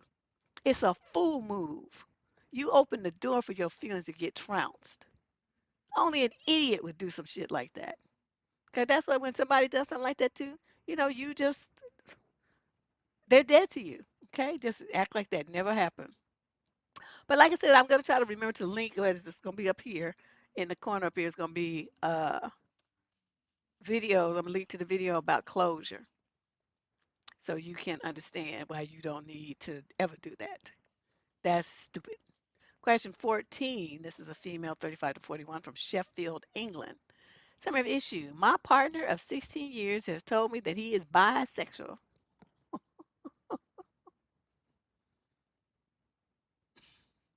I'm sorry, I don't mean to laugh at you, but I'm just like, these men are just, something is wrong with these men. I just don't even know what to say. My partner and I got together when we were 18. We have 3 kids together. Years ago, I found gay and straight popcorn on his computer, and I reacted very badly to it. We moved forward though. Okay, you done found, and you, okay. We work together and live together and have the same friends, and he says he's been really lonely. He's reflected on his life and he said he has no friends to call his own. He also admitted that he is bi. He's never been with a man though. I found out he was on Grinder, and I asked him about it, and he says in my bio, I'm happily partnered with a woman. No hookups, as he is looking for friends like him. I have quite bad mental health, and I'm really struggling with paranoia. He openly sits there messaging him and tells me some things about him. He says he will always love me and he only wants his own friends. I'm absolutely terrified to the point I can't concentrate and it's becoming obsessive. Like, what are they talking about? Am I just a stepping stone in case he doesn't want to pursue being with a man? His friend has asked if he wants to meet up for coffee, and he told me about that. I can barely get my head around him talking to another man all of a sudden, let alone him going to meet up. I'm so scared of what the future holds. Of being cheated on. I just so scared. I need reassurance. You ain't gonna get shit of it. They know nothing. What can I say? You ain't getting that shit here. I'm not gonna reassure you. You stupid. You already knew the dude was into men, like when you first saw that other stuff. That I mean, when a dude is straight hetero, he doesn't look at stuff like that because it's not exciting to him. It's distasteful, as a matter of fact. So he want to see some woman shit, some coochies, some titties. He trying to see stuff like that. He's not trying to look at somebody got the same equipment as him. So if you got a man and that's what he's doing, that means he's already showing you he's on the fence. He's trying to decide which side of the fence he's gonna land on. Or maybe he's one of them ones that hop back and forth, back and forth, back and forth like your dude. So whatever it is, you already knew when you were young that he already had this interest. But you stayed with it because you just wanted to stay with him. And this is what the end result is. So you want to know what you should do. You need reassurance. Like I said, I'm not going to give you any because you had all the signs, information that you needed to have early in the game before you had them kids. That this guy wasn't 100% heterosexual. He wasn't the man for you. You wanted a straight dude. He wasn't never that. Okay, and so now he's just so bold. He's just doing the shit right in front of you, flirting and talking and chit chatting with his little boyfriend. Ooh, girl, how can you stand the disrespect? I just don't get it. I would be so out or kick him out and say, get the fuck out of here. Oh, ding-a-ling chaser, you go do that shit somewhere else. I don't want that shit around my kids, and I don't want you around them either. Get out. No. Well, you better than me. That's all I can say. You know, that's that black woman phrase. You better than me, or what they say. Uh, bless your heart. They say bless your heart. You know that means you a dumb bitch, but they just say bless your heart. You stupid. Woo! Lord have mercy. Lady, come on now. Question number 15. This young lady's 22 to 27 from Winnipeg, Canada. Summary issue. My boyfriend generated AI popcorn of a girl we know from a online story, and I don't know if I can ever trust him again. I would say, oh, my boyfriend and I are both 23. We've been together for a year and a half, but we were very close friends for 2 years before we started dating. A few days ago, I found out that about 2 weeks ago, he used a picture of a girl we know that she posted online to generate a popcorn AI image of her. I honestly felt sick when I found out. What hurts even more is that this happened after months of him repeatedly promising me that he had stopped obsessively looking at Nook Nook content online. We had already had many conversations in the past because I felt uncomfortable with the way he consumed content on social media, constantly staring at women's bodies, sexualized accounts, etc. Every time I doubted him or felt insecure, he would swear to me that I was wrong, that he had changed, that he wished wasn't doing those things anymore. He even swore on his mother's life and sometimes on mine. Meanwhile, he kept lying to my face. Wow. There were so many moments where I felt crazy for doubting him because he would get angry, defensive, exhausted by my lack of trust. I apologized so many times for being paranoid. I generally started feeling ashamed of myself, ugly, insecure, and guilty for not trusting him enough. And now I find out that while I was crying and doubting myself and trying to trust him again, he was generating fake nudes of a real girl we know for his own gratification. What disgusts me the most is not only even the sexual aspect, it's the complete lack of empathy and respect. The fact that this is a real woman who never consented to this, the fact that he could come see me the very next day, act loving, touch me, sleep next to me while hiding this from me. He apologized and said he feels ashamed and regrets it. He says he was mentally unwell and that he's trying to understand why he did this.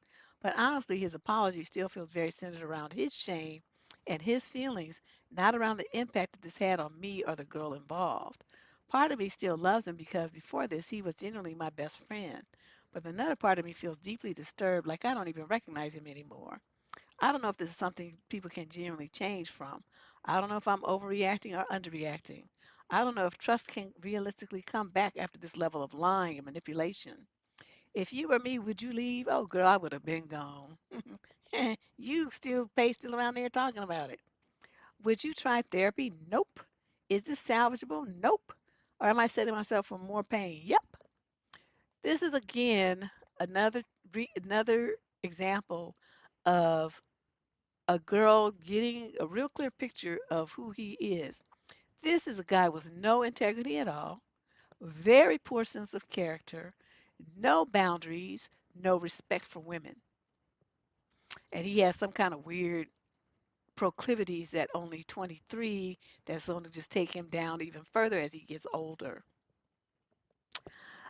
If you were my daughter, I would be going in there with all the males in our family, and we would beat his ass, and then we would pack up all your stuff, and then we would take you home, and then we would throw your phone away, and then we would lock you in a room for a month to deprogram you away from this fool. Because the fact that you think that this is something that can be worked with and saved and salvaged would be beyond anybody's reasonable understanding. How you could wrap your mind around thinking that this is something that you should even want to salvage. The man has lied to you in your face multiple times.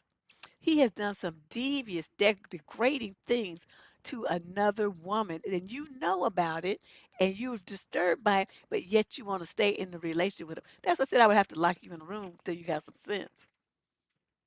You wouldn't get to no computer, no phone, no nothing. You would just have to like contemplate your navel and get yourself together because your mind, something's wrong with you right now. You're not thinking clearly.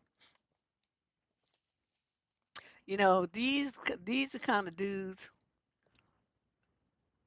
You can't trust him. And then if he's going to do that with, one of your of a girl that you both know, then I mean, what if his thing slips to kids, and then there's some kids that you both know, some kids in your family.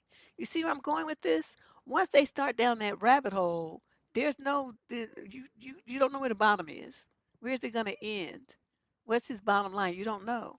And I would not be willing to risk anyone in my family, my younger sisters, my little cousins, my nieces, my nephews, nobody that is a minor or someone who's helpless and can't defend themselves, who can't go hire a lawyer, who can't, sue him, who can't beat his ass. I wouldn't trust him around anybody like that. So the fact that you think, you were sitting up here asking me if this is salvageable, and or is this gonna be, setting yourself up for more pain, therapy, and would you leave? You should have been gone. And you're not going to waste no money on therapy either. Not with him. Question 16. This is a female, 35 to 41, from Liverpool, England. Summary of issue. My mom smells like real poop. How should I approach this? Oh, God. There's one in every column.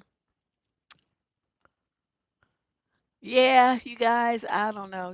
My column used to be like, I was looking at some of my columns from the 90s, and, the letters were just different. I mean, because the internet. I mean, they had AOL, but people, it was just all this AI stuff and streaming. I mean, none of that stuff had been invented yet.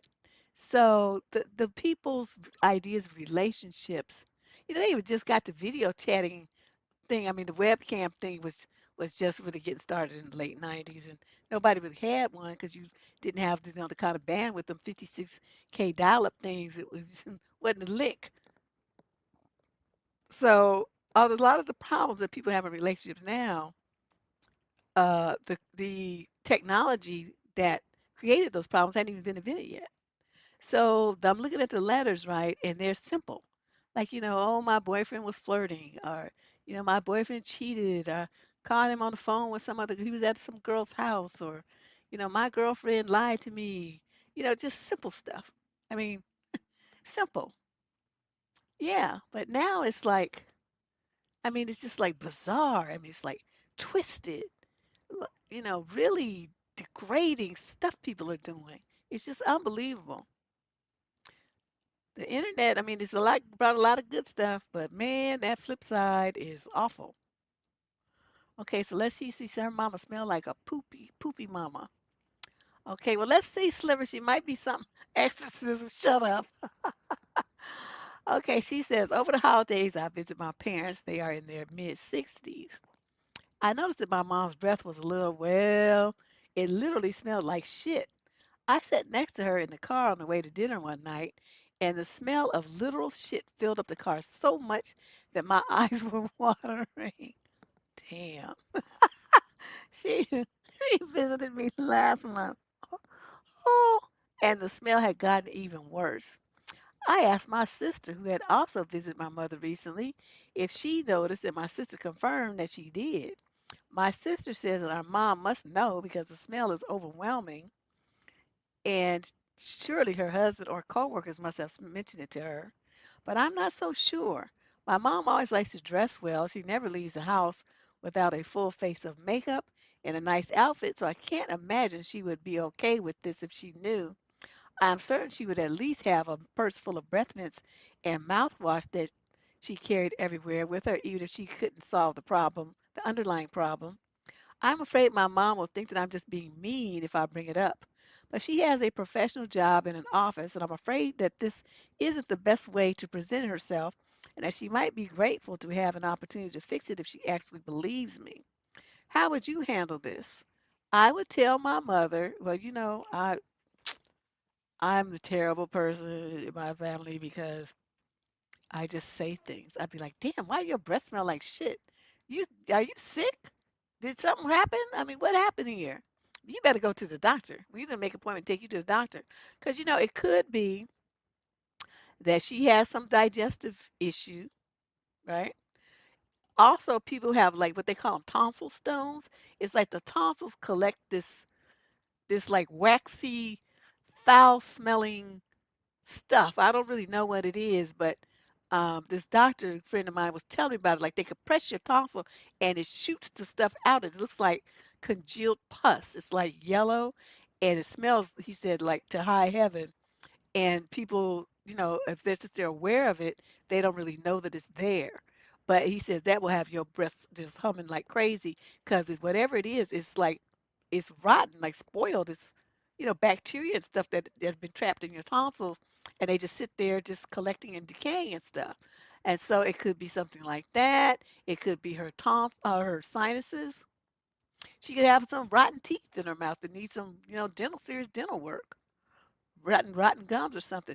There's so many things that it could be, but the majority of them could, require medical intervention.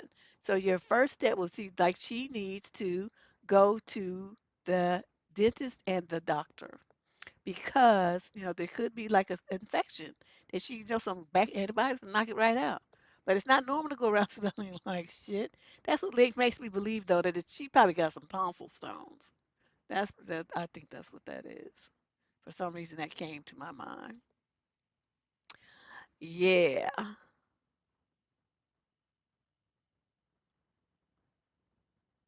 Yeah, that's what I heard that they really stink. That's what the doctor friend said. They don't use a Q-tip, they use some other thing. But he says he's had people come in, he mash and like a tablespoon of whatever this dried up, congealed, pus looking stuff will come out.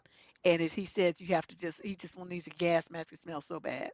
So I'm thinking is that since you specifically say that it's her, it's coming from her mouth, I think it's probably that. Because otherwise than that, she would know that her mouth, like if she had bad teeth and stuff, she would know it. She would feel it. The gums, messed up gums, you would be able to see it. They'd be receding in different colors and stuff. So I'm thinking it's probably that because you can't really see your tonsils unless you open your mouth really wide and look in there. I'm thinking that's what it is. Shut up, Ash. Ash said you can't even Febreze this nonsense. Oh, in case you guys didn't know, the people that come to the show are crazy. Anyway, if you have a question you want to submit to this crazy column, you can scan that QR code that's up there on the screen, or navigate to debsterism.com and click the tab that says Get Advice and fill out the form. Okay.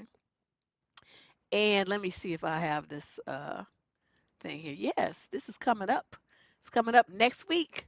We're going to have 3 days in a row Wednesday, Thursday, and Friday, the 27th, 28th, and 29th, from 3 to 7 p.m. There's 4 hours of live streaming, 3 days in a row, and it'll be the same URL for all 3 days. I think I have it up on YouTube already, but I'll double check.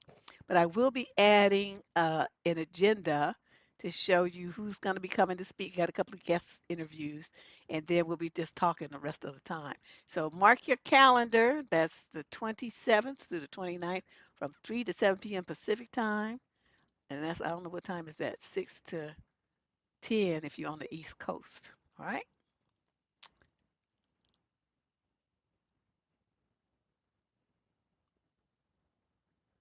How do I get back to my screen? I want to take this off. Oh, okay, there we go. See, I don't use it. I forget how to use it. This is terrible. All right. So that's what I think that's what I would do if I were you, young lady. Question number 17. This is a young man, 35 to 41. He's of mixed racial heritage from Memphis, Tennessee. Summary of issue. Partner of 5 years dropped a bomb on me last week. I'm trying to figure out how to bounce back. After 5 years of a truly loving and supportive relationship, my partner dropped a bomb that she met someone else and wants to separate to see where it goes with them. She told me before it progressed into anything physical, but they have had consistent contact for several months. While we were planning on buying a house together, while we were planning our future, we have two beautiful cats and an amazing life together. I just don't understand. To say I'm heartbroken is an understatement. She was my peace, my safe place. I have her art all over my body. She's a tattoo artist. I can't even look in the mirror without thinking of her. All of my band's new album is about my love for her, and I'm putting it out this coming month. But you trying to get a plug? Candace must have erased the name of it so that you can't get no free pub. She did the art for the song. She really inside every single thing in my life. I feel shook, like my foundation is gone. How do people bounce back from something like this? I just don't know what to do. Where do I start? My whole future just exploded. The worst part is I still love her even after the betrayal. Where do I go from here? I'm gonna tell you where you should have went at the jewelry store. Where you should have went to the florist. Where you should have went is to one knee to propose to the woman and tell her you want to be with her because she means all this stuff to you and she want her to be your wife. That's what you should have went to do. That's what you should have done.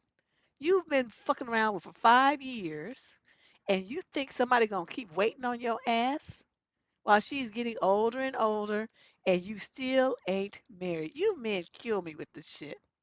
You think you're gonna tie up a woman's whole life just to be your girlfriend. You drunk. So she found somebody who wants something that's more in line with what she's talking about, which wasn't you. You was happy to just take everything and just be as free as a bird. She wants more, obviously, and she's trying to find to see if the other dude's gonna give it to her. Cause she sure wasn't getting it from you, was she?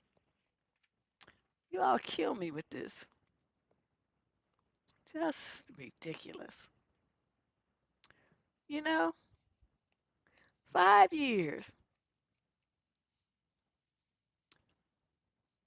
5 years. And he's saying all of this and says, like, I don't understand. Psh, you deserve to get dumped. Question number 18. This is a male 18 to 21 from Southern California. The females 50 to 56. Sorry, issue. My mom is slowly destroying my self esteem. All of my life, my mother has been very involved, often on the verge of helicopter parenting. I was very active growing up. I was playing soccer and working out as well as running and lifting. However, since I turned 18 and moved away from university, she has clearly gained some sort of control issues from not being around me and able to monitor me constantly. For context, she has always been health obsessed, everything low calorie, low carb, organic, and had often monitored my eating growing up and told me how what I was eating was unhealthy. You know that bagel has more calories than a donut. Or to stop eating snacks, for example. My freshman year of college, I played soccer, and along with some eating disorder issues, I ended up losing about 10 pounds but was severely depressed. When I came home for the summer, she would tell me how good I looked and that I was in great shape. Well, in the past 2 years, sophomore and junior years of school, I stopped playing soccer and gained maybe 15 pounds. However, I still go on runs 6 to 8 miles 3 times a week when I'm doing well and lift whenever I can. I'm also less depressed and more happy than I've ever been. Yet when I come home for summer, she makes comments about how my clothes are too tight on me when they're not. She tells me I need to get in shape, and then she tells me I need to start worrying about my health. For context, my BMI is in the healthy range, and visually I am not fat or even chubby. This past week, I came home after my junior year of college at 21, and it's nonstop. She often can't call me at school, reminding me to work out and eat healthy. But now she comments at least 5 times a day on my body, my need to work out and eat healthy, etc.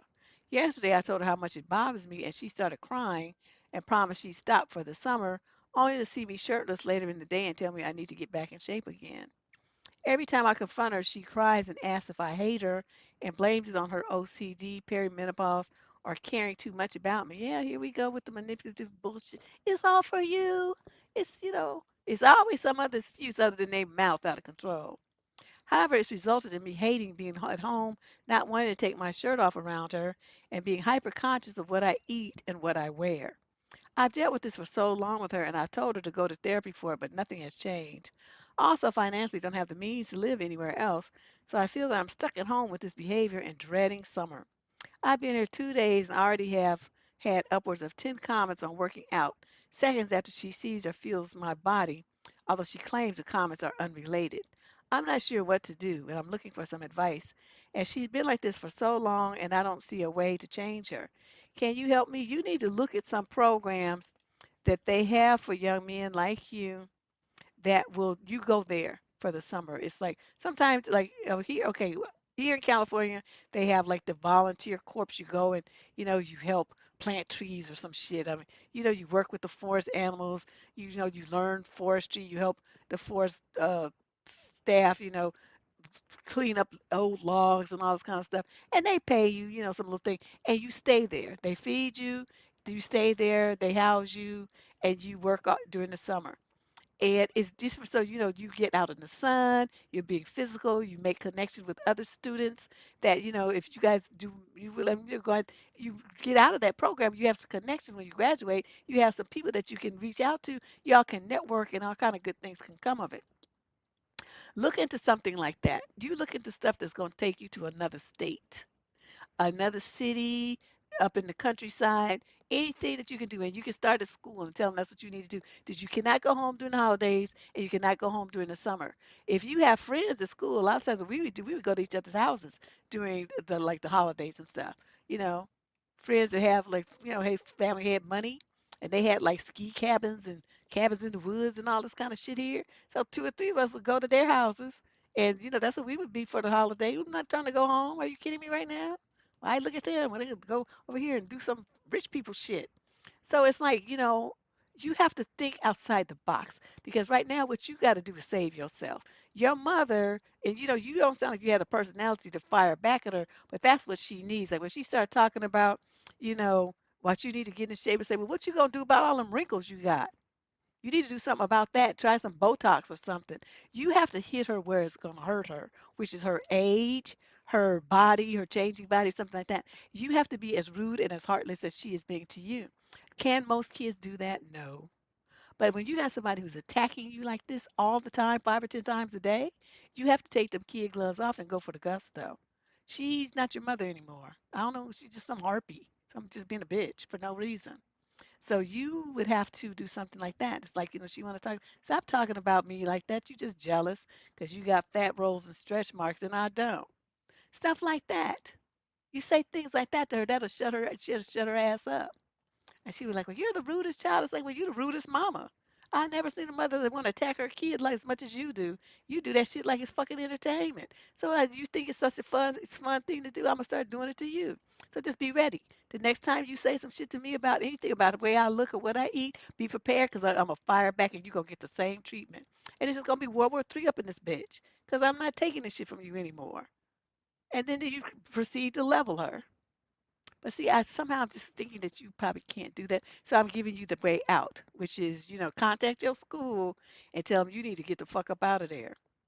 Even if you have friends that have, parents with businesses and stuff, you could go there and work for their business or something for the summer. You could do all kind of stuff if you set your mind to it. You're thinking that this is your only out and you have to go home. No, you don't. You don't ever have to go back there. But you got to be creative and you have to, put forth some effort to put yourself out there. Okay. Yeah, I mean, I would light her ass up. She would not want to mess with me. You old wrinkly crow, gray-headed old wrinkly bitch with your stretch marks and shit, and your fucked up bad attitude. That's why you single now. Does nobody want to be with you? Little sour ass mouth and bitter ass behavior. You just the worst of the worst. Nobody wants you. I'm your son, and I can't half stand your ass. I would say all kind of crazy stuff to her just because I could, and she would deserve every bit of it. Question number 19. This is a female, 28 to 34, from the Gold Coast of Australia. Oh, you had a letter from Australia for a minute. How would you handle a friend who was hired at work behaving badly? No, oddly, she said, not badly.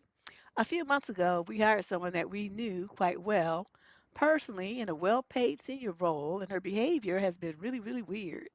As a background, she seems to have had a really great career, solid experience working for small companies, doing quite niche work, very creative. But the move to our business is very different. Different role, different type of business. So she got the job mostly because of personal connections. However, since coming to work for us, things got very weird very quickly. For reasons I just cannot understand, she started off throwing her weight around in a really aggressive way, sort of like demanding authority that doesn't belong to her. Then also treating other senior people with quite a lot of disrespect, really needlessly, which has resulted in complaints. Well, why did you let her get away with that though? Why did you not shut it down as soon as she started trying to throw her weight around in an aggressive way? Why did you not, in front of all the other staff, say, look, you're new here. I'm the boss, not you. And you do what we tell you to do, and that's all you do. You're not supervise anybody here. So this aggressive behavior that you're displaying, you need to ratchet it down before we bounce you back up out of here. This is not the environment for that. Why couldn't you say that to her? Like a boss. Okay. Now I've just found out that she told a junior staff member that she previously held an extremely senior role at a very well-known brand, and I know this to be completely false. So why did you not say that? Why did you not bust her out? I find making up something like this to be quite worrying, but you didn't do shit about it though. You're writing to me. I've known this person for years, and they were always well paid, seemingly successful in a normal CV. They've obviously got plenty of work experience, so should know how to behave at work. Beyond that, she always seemed like a really nice, honest, moral type of person. Admittedly, she was a bit of a shameless self promoter, but she was otherwise lovely, so I overlooked it. I'd stressed that she'd been given a very well paid job at a nice company where nobody is competitive, and she was welcomed very warmly. So the behavior is completely bizarre, and we're struggling to work out what's going on. I've tried speaking to her, as have others, and reactions have ranged from getting upset and claiming she's being picked on to patronizing people to going on the attack or complete denial. This has created a horrible environment at work, and her behavior is just so odd that I'm hoping for help understanding it. She sees behind the arrogance to be a bit fragile, so I'm not convinced formal discipline is the right route. Any thoughts formal discipline is exactly the right route? Grow a fucking spine, why don't you? You're the one who's the boss of the place. It's your company, right? You have a business partner. So there's just two of you. So what you have to do is say to her, look, we've received several complaints about your behavior and your aggressiveness and your arrogance. And I'm telling you now, in a formal write up that I want you to sign when we complete this conversation, that this behavior is inappropriate and it shall cease. If you cannot rein this in to the point where we have to have this conversation again, I'm going to have to terminate your employment. I really don't want to do that. I really thought, wanted to bring you in here because we thought that you have good skills that would benefit the company. But one thing that you also have to do, not just bring good work skills, you have to fit into the work environment. And right now, you're not doing that. So sign here. You have 30 days to get it together, and then that'll be the end of that. See, because even though where did you say you were? Oh, you in Australia. I don't know what the labor laws are in Australia. Here, you don't, even though it's a right to, you know, you don't have any real rights. I mean, they can fire you at any time for any reason. It's still companies still try to do it in a way that's going to provide documentation should there be a court action later that show why this person was, disciplined and why this person was a problem. So that you carefully document the behaviors, like all the complaints that came in, with who they came in by, what was said, what was done. You document all that and you attach it to that thing. You make her sign that this behavior is going to cease and desist. She's going to be being watched closely for 30, 60, 90 days, however you want to make it. And that if there's another incident of this behavior, she will be terminated on the spot. And that's what you make her sign it. And then that would be that. Then you could just fire her and then she'd be gone. Yeah, but this kind of thing, like if you knew somebody, like if I was working with somebody and I knew that they didn't have that kind of job, I was just would up there and say, why are you lying to people? You know how I am. I can't hold water. I'd be like, you lying? Why are you lying to these folks trying to make yourself sound like you all big and bad when you know that is not true? What are you doing? And just busted it out right in front of everybody. See, once you deflate a bully's, a braggart type of bully's sales like that, take all the wind out of them, they usually pipe down because they've been busted out. Now, nobody respects them anymore because they know that they're a liar. So when they say something, everybody just laughs at them. And that usually gets them to stop. Usually, not always. Question number 20. This young lady is 22 to 27. She's Latina from San Antonio, Texas. The guy in question in her letter is 22 to 27 and he's white. Okay, so Latina and white. Okay. Summary of issue. I think social media and dating apps have completely changed how people treat relationships now. You in the 22 to 27 age group, how would you know? You acting like you a OG or some shit.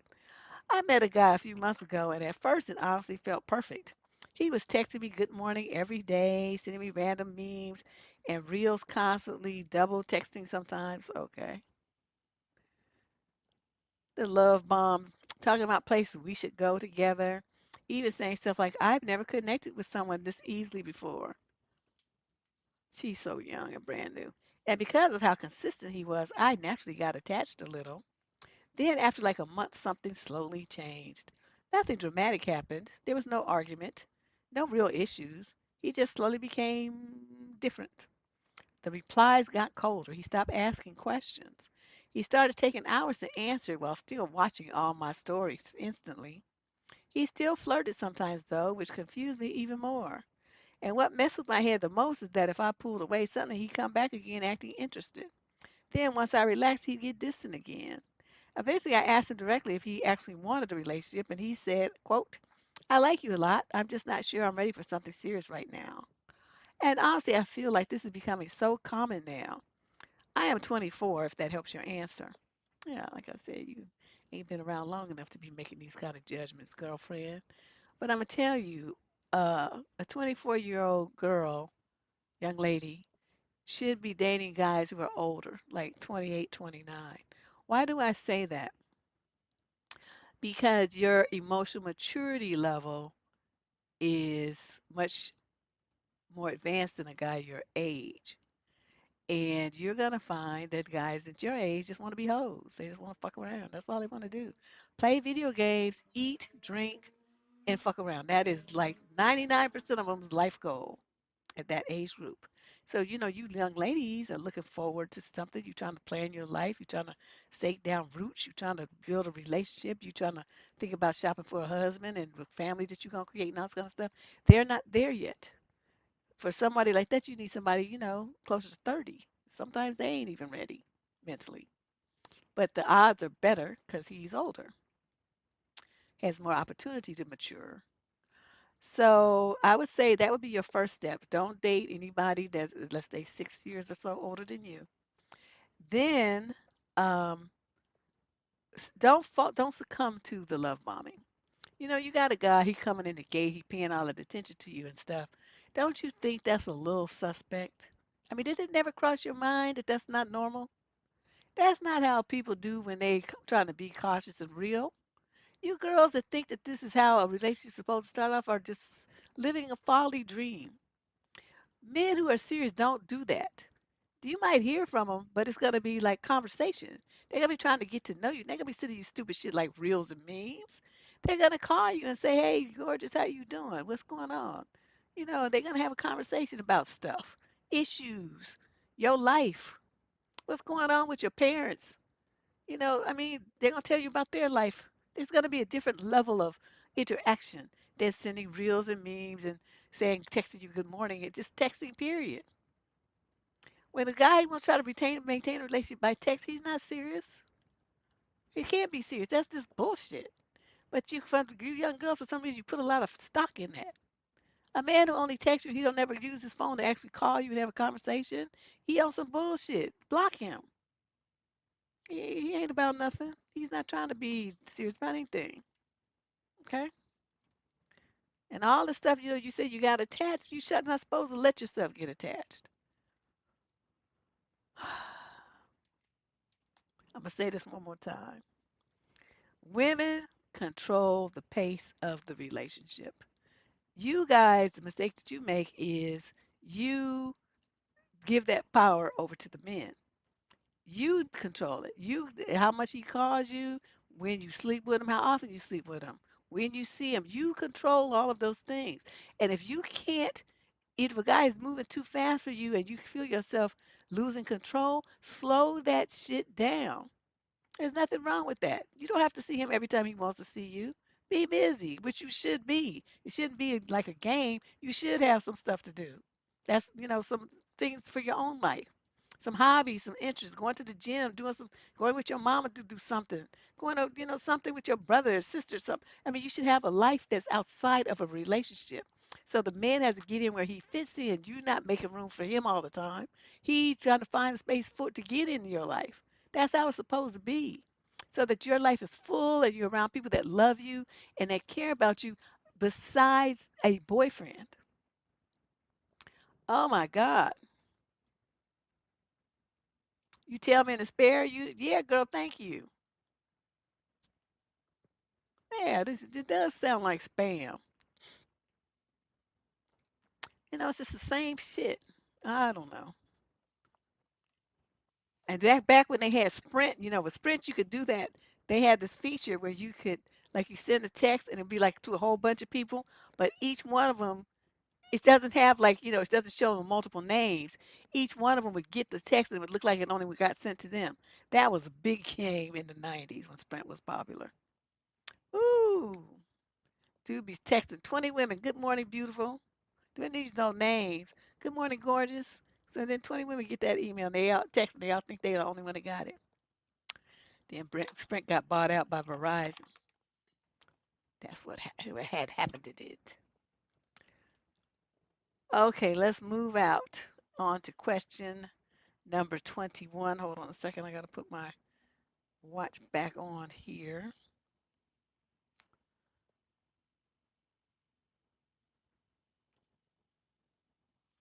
Dating with he's from Stockton. He's 22 to 27, African American from Stockton, California. Summary issue: dating with a terrible family.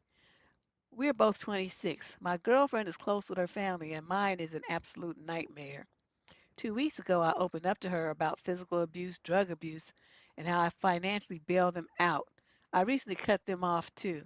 Last night, I had a nightmare from my childhood, and in my sleep, I tried running away, so I thought I accidentally rolled over and hit her with my elbow in the process. So we talked about it. She told me that it was fine. She wants to be with me. She wants to be a comforting figure in my life. I can't help but feel like I'm trapping her with the terrible burden that is my life.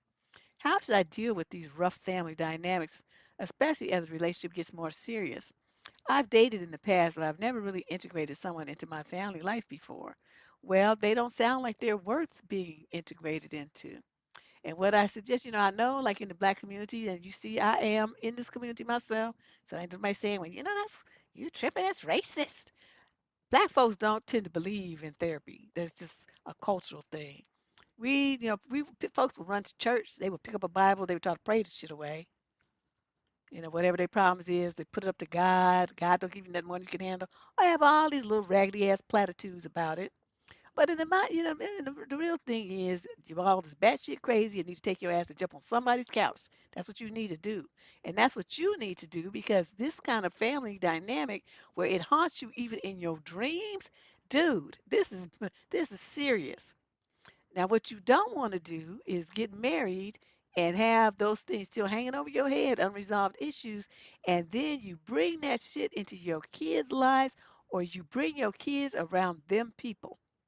You need to have very clear ideas about what is proper and appropriate and where you going to have the lines and boundaries that you're going to have to protect your children, your wife, your household, and your peace of mind from these crazy people that you call family. Because, we don't get to choose our family. They just kind of an accident. But what you do get to choose is whether you stay involved with them or not. You don't choose whether they're related to you. You can't do that's outside your control. But what you do choose, like I said, is whether you have any involvement with them.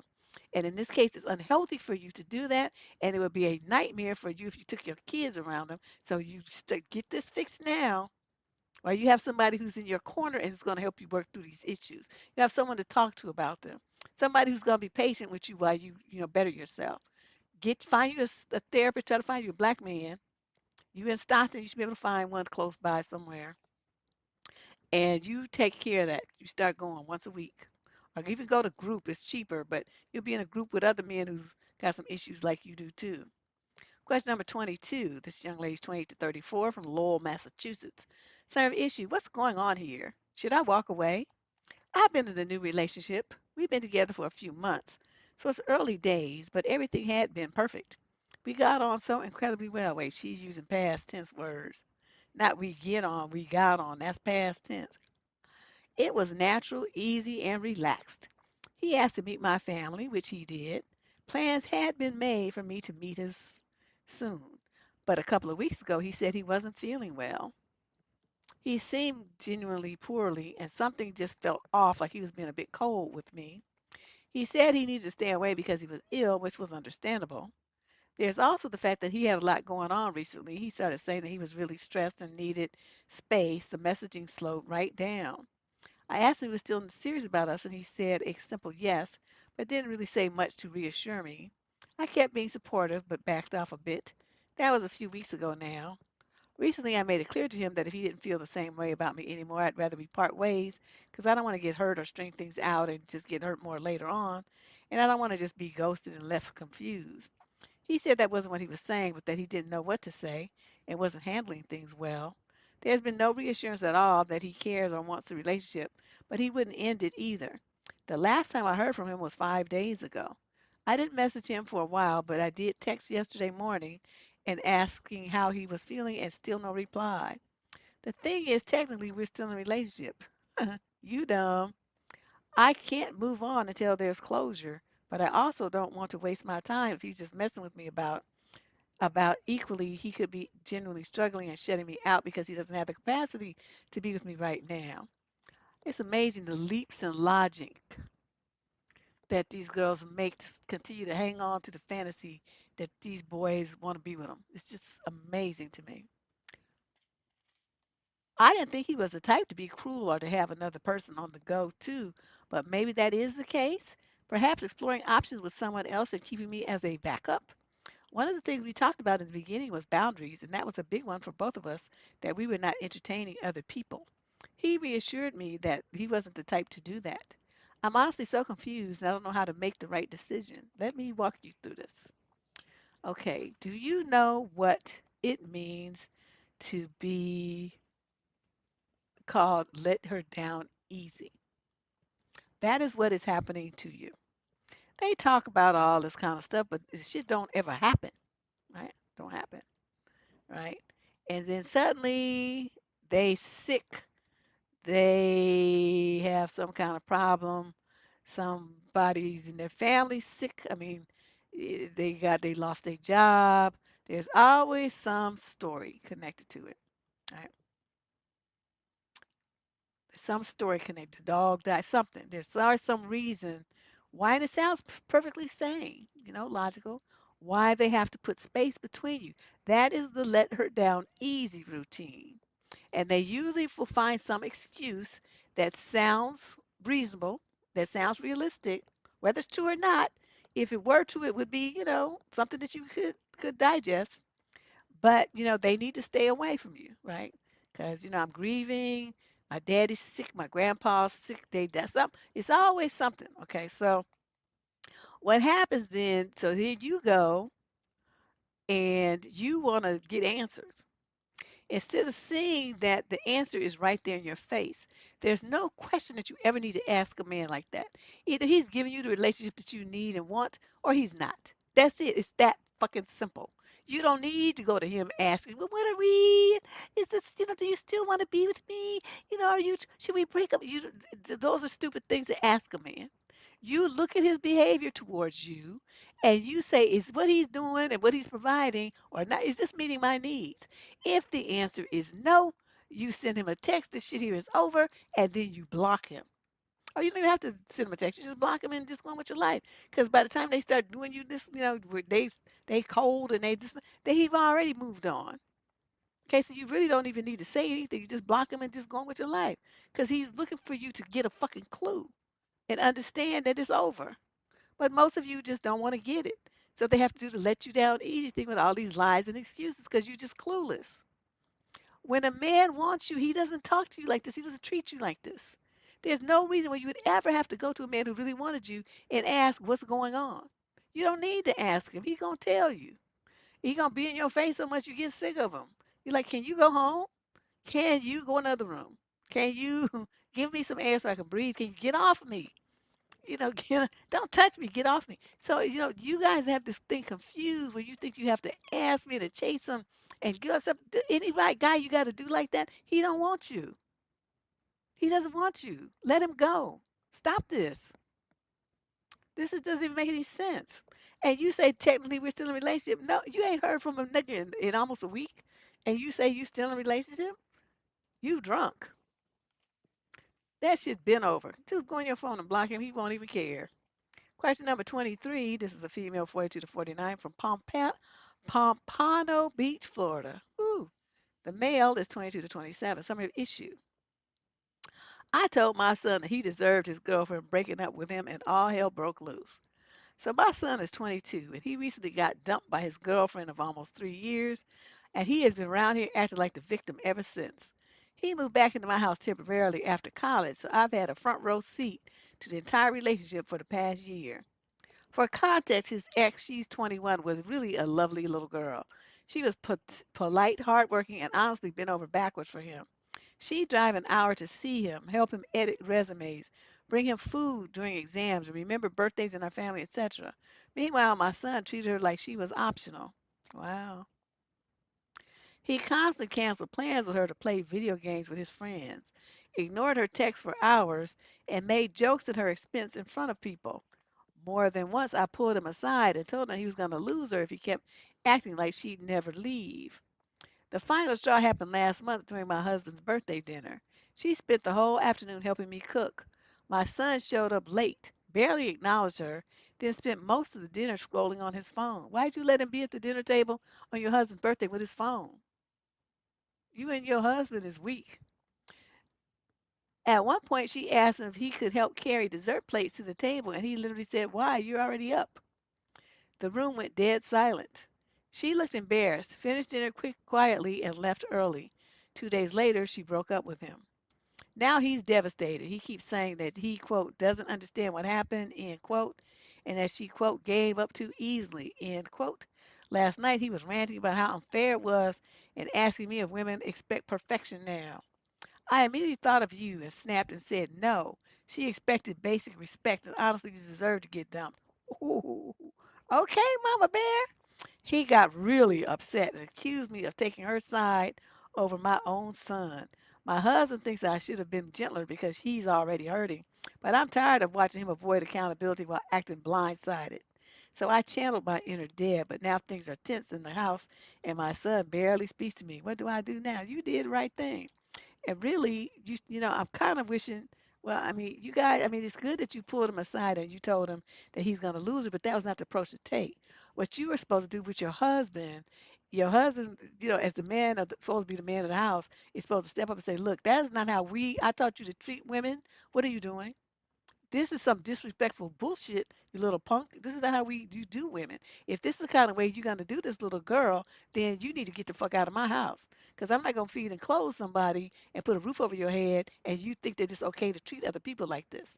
You run raised like that. I don't treat your mother like that. So I don't know where the fuck you get this behavior from, but it's not going to fly. Not here. That's what your the husband should have said as the father, to pull them up short and say that's unacceptable behavior. And if that's how you want to act, we're not telling you can't do it, but you can't do it and live here. See, that's the power that you have as parents. So then you gonna go and tell him, well, you gonna lose her. That was weak. I mean, I guess it's better than nothing, but you were supposed to tell him just what you said. You are embarrassing. You're an embarrassment. You are disrespecting your father and me. You're disrespecting yourself and her. You're acting awful. You're acting retarded. You're just crazy. We don't like it. We're not gonna tolerate it. You're gonna fix this shit. You're gonna treat that girl with respect if you break up with her. Those are your only two choices. Either get the fuck out, fix it and act right, or break up. Those are your choices. Pick one. And then he would have had to do that. But see, you as the parents, even though he's your son and he's technically an adult and stuff, he's still living there. You still providing for him. So you still have some power. When people want to act grown and do stupid shit, they supposed to get the fuck out and go pay all their bills and feed them clothes, put a roof over their own head, and do all that stuff for themselves. So you told him he deserved to get dumped, and you were exactly right. Yeah, if don't worry about him not speaking to you, because as soon as he wants something, he'll speak, and you tell him no. Did you go apologize to? Just say her name is Lizette. Did you apologize to Lizette yet? And he's gonna say no. Then you say, well then fuck you. I don't have shit for you. Get out of here. You think I wouldn't say that to my son? Ah, I sure would. Because that would have been so embarrassing for me as his mother to know that he thinks it's okay to treat another female like that in my house right in front of me. You good, because I probably would have bopped him upside the head with something. Like, that's so disrespectful to you and to your husband. The little girl, I mean, she's still learning, but she got herself together. But she sounded like, she would have been a good partner for him, but if he had any sense. Stupid boy. Question 24. This young lady's 18 to 21. She's Asian from Fremont, California. Summary of issue. Was I a bitch for not letting a little kid and his mother go in front of me in line at Costco? Oh. Hey, Auntie. I am 18, just graduating high school, but been listening to you for 2 years. You really helped me get my self esteem together. So yesterday I went to Costco to pick up a couple of things for the weekend. I went right around dinner time, which is a terrible time to go. You know Costco, it gets crazy. It was super busy, and I've been waiting in line for over 10 minutes. And I just want to go home after being at work all day. Right when I was next in line, a woman with a little boy, maybe 5 or 6, came up behind me with an almost full cart. The kid was being really whiny and yelling a little bit, saying he wanted to go home, and I could tell some people around us were annoyed. The mom tapped me on the shoulder and asked if they could go in front of me because she'd had a really long day and her son really wanted to go home. I really did feel bad for her, but at the same, I felt the same as them, and I just wanted to go home too. I also only had maybe 8 things, and she had basically a cart full of stuff. I apologized but said no, as I've been waiting for a long time, and there was a massive line behind me too. I told her maybe she only had a few things, but it wasn't fair to everyone waiting patiently. She scoffed at me and said, "Seriously, you don't have any compassion for a tired child?" I told her I did, but it's not really my issue, and I don't know her either. She wouldn't stop bugging me about it and generally wouldn't leave me alone. So here's where I may have been a bitch. I told her she was acting entitled, and I didn't have to let her in front of me if I didn't want to. Oh, good job. Oh, I could tell you've been listening to me. You channeled your inner Deb. A lot of people are looking since she caused a bit of a scene, and I felt like people were looking at me like I should have just given in and that I was being rude. I still don't think it would have been the right thing to do, even though I still felt bad for her son. What made me feel worse is this older lady a few spots behind me in line let her go in front of her, and she scowled at me. I'm really not sure if I was wrong, so I'd appreciate the feedback, especially so I know what to do if something like this happens to me again. No, you did right. And I tell you, if I was in line behind that old lady and she let that bitch in, I would have said, no, no, no, no. I'm going to go in front of her. She can go in front of you, but she's not going to go in front of me. And so I'm push my car. I'm going right in front of her. Say, I'm going to go first because I was here first. You can go in front of her, which is after me.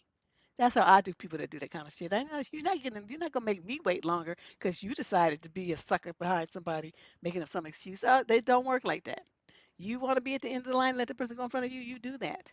But everybody who's already here, you're not cutting in front, not in front of me. Now, I've seen people, they just kind of look and they just continue waiting. Deborah ain't that person. It's like when I see people trying to do that kind of shit, I just politely push my card up and go right in front of them and dare them to say anything. And they most of the time they look scared because I can be really like aggressive. It's like now fuck that I get like that, and so they just say like, and so then I go in front of them. But no, now let's talk about you though. She said that her kid was tired and wanted to go home.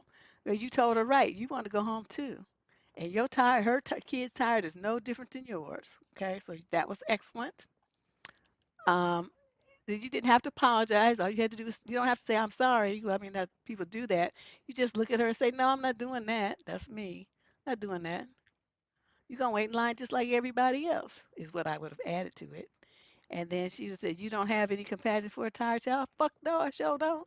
Because maybe you should took your fucking kid home and used Instacart, and then you wouldn't be having this problem. But you the one that decided to drag a tired kid into a grocery store and bother everybody's nerves with his screaming ass. So you just deal with it. Go back to the end of the line and wait your turn just like everybody else up in this bitch. See, that's what you want to got from me. So I think that you did extremely well. I'm very proud of you. You were great. Okay. Yeah. I don't I don't do anything different. The only thing is, if they do something like that, don't apologize. Just flatly say no. You need to wait in line just like all of us did. You're not special and unique. And so you don't get any special privileges.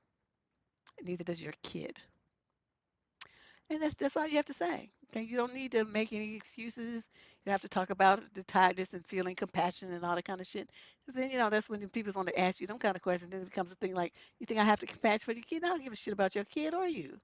See, then it escalates things when you just a little cretin like me.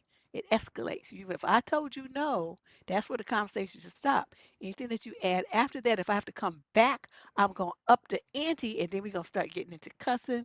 I'm gonna talk about you, your mama, your face, your weight, your body. Something is gonna happen. I'm gonna talk about your kid, your parenting. There's gonna be some ugly side to it that's gonna come out because you didn't shut up when I told you no the first time. Okay. And our final question of the day. I I don't know how much. Where did I say I was going to do 3 4 hour live streams in a row? I must have been drunk. Question number 25. This young lady's 22 to 27. She's African American from Washington, D.C. Summary of issue. Am I wrong for demanding compensation for a laptop that my friend allegedly lost? I am 23 and I live with my friend. We have known each other for a long time. I've always been quite close and communicated well and trusted each other. Recently, she asked to borrow my computer because hers broke down and she urgently needed to do some work. I agreed, but asked her to be as careful as possible since she doesn't always treat her own things responsibly. I also explained that there's a project on the laptop that I've been working on for a long time, and I asked her, oh, wait a minute, where's the last page? Oh no, I must have lost it someplace. Hold on a second. You know what I have to do? I have to pull it up on my computer and read it from the document. Probably could do that anyway sometimes, but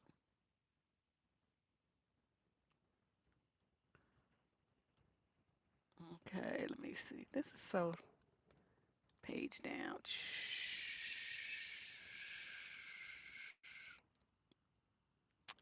Maybe my printer ran out of paper. That's probably what happened. Okay, so she says, uh, some work, and I asked her not to touch anything there. She was supposed to return it that same evening, but wrote to me saying that she would keep it for a few days. But wait a minute, you live together. Why would she need to take your computer anywhere? That's odd. It was inconvenient for me, but I agreed to wait. However, even after a few days, I still hadn't received the laptop back. When I called her and asked her to bring it urgently, she said it was stolen and that she was afraid to tell me right away. According to her, it happened in a cafe, and police said it would be hard to find it. I was furious. I don't believe it was stolen. In the past, she has already lost her phone and keys, and she admitted herself that she often just loses things. I asked her to compensate for the cost of the laptop since I need it for work that I have to submit, and which, by the way, was also on it. She refused and called me petty. Wow, what do I do now? You send her a written notice and you say what the cost of the laptop is, and you tell her that she has, I don't know, so many days to reimburse you for so you can replace the laptop. And then if she doesn't, you're going to have to take her to small claims court to recover the amount of the money. Alternatively, you could do like I do and take something of equal value from her and hold on to it until she gives you your money or take it to the pawn shop and pawn it and get the money to buy the laptop. So it's one of those two things, you know. And some things that she calls you petty. It's like, you're not going to lose my $1,000 laptop and think that I'm just going to eat the cost of it. You know, you fucked up your computer and then you're going to lose mine too and think that that's okay. That's not okay. So that would be my response to her. Either you're gonna unask the money so we can pawn some stuff and you're gonna get the money for me to replace my laptop, or we're gonna go to court. In which case you're gonna have to pay court fees and the cost of the laptop. So it would be easier for you to just do the former. And you say, well, but we're friends. But was she friends when it came time? She called you petty. See, if she was feeling responsible to you as a friend, she would make sure she would be so apologetic and she would be making sure that she replaced your equipment. But instead, she wanted to just get off scot-free and call you petty when she lost it. But let's get back to you for a second because I want to go back to this. You say that she has a history of losing things, and you had a report on there that was due, which means that you needed the laptop. Why did you lend it to her? This is a person who damages their own equipment and doesn't have the money to repair it, but you're going to give her yours? That was a very poor decision. If anything, what you should have said, you can use it for an hour. You sit right here and use it because I need to get right back on. I have a report that's due. So you can use it for this hour while I wash the dishes or take a shower or something like that. And then I need it back. Or if you really need to use a computer, then you need to go to the library at school or to some, computer lab or something because I need my laptop. I can't let you take it anywhere because I need it for work. And so, that was a very poor decision on your part. You never sacrifice what you have to do for someone else. You're supposed to take care of yourself first. Your responsibilities need to be taken care of first. So you didn't do that and you messed up. So don't do this again. Okay. Reminder, next week, set your calendar. Wednesday, May 27th at 3 p.m. Pacific time. We start with Maydays. We got a couple of guests coming on. We're gonna be talking about boundaries, communication styles, all kind of stuff. Good stuff coming up. I got a couple of really interesting guests that will be on those 3 days. And so, and with this one guy, I forgot what his talk is called, but it's something about like arguing effectively and stuff. So couples can fight, but there's a way to do it so that you don't end up destroying the relationship and each other. So I thought that was pretty interesting. I was like, oh, maybe I can learn a few tips so I don't have to be such a savage. I can just be a kind of a savage. So you guys think about that. Set your calendar for Wednesday at 3 p.m.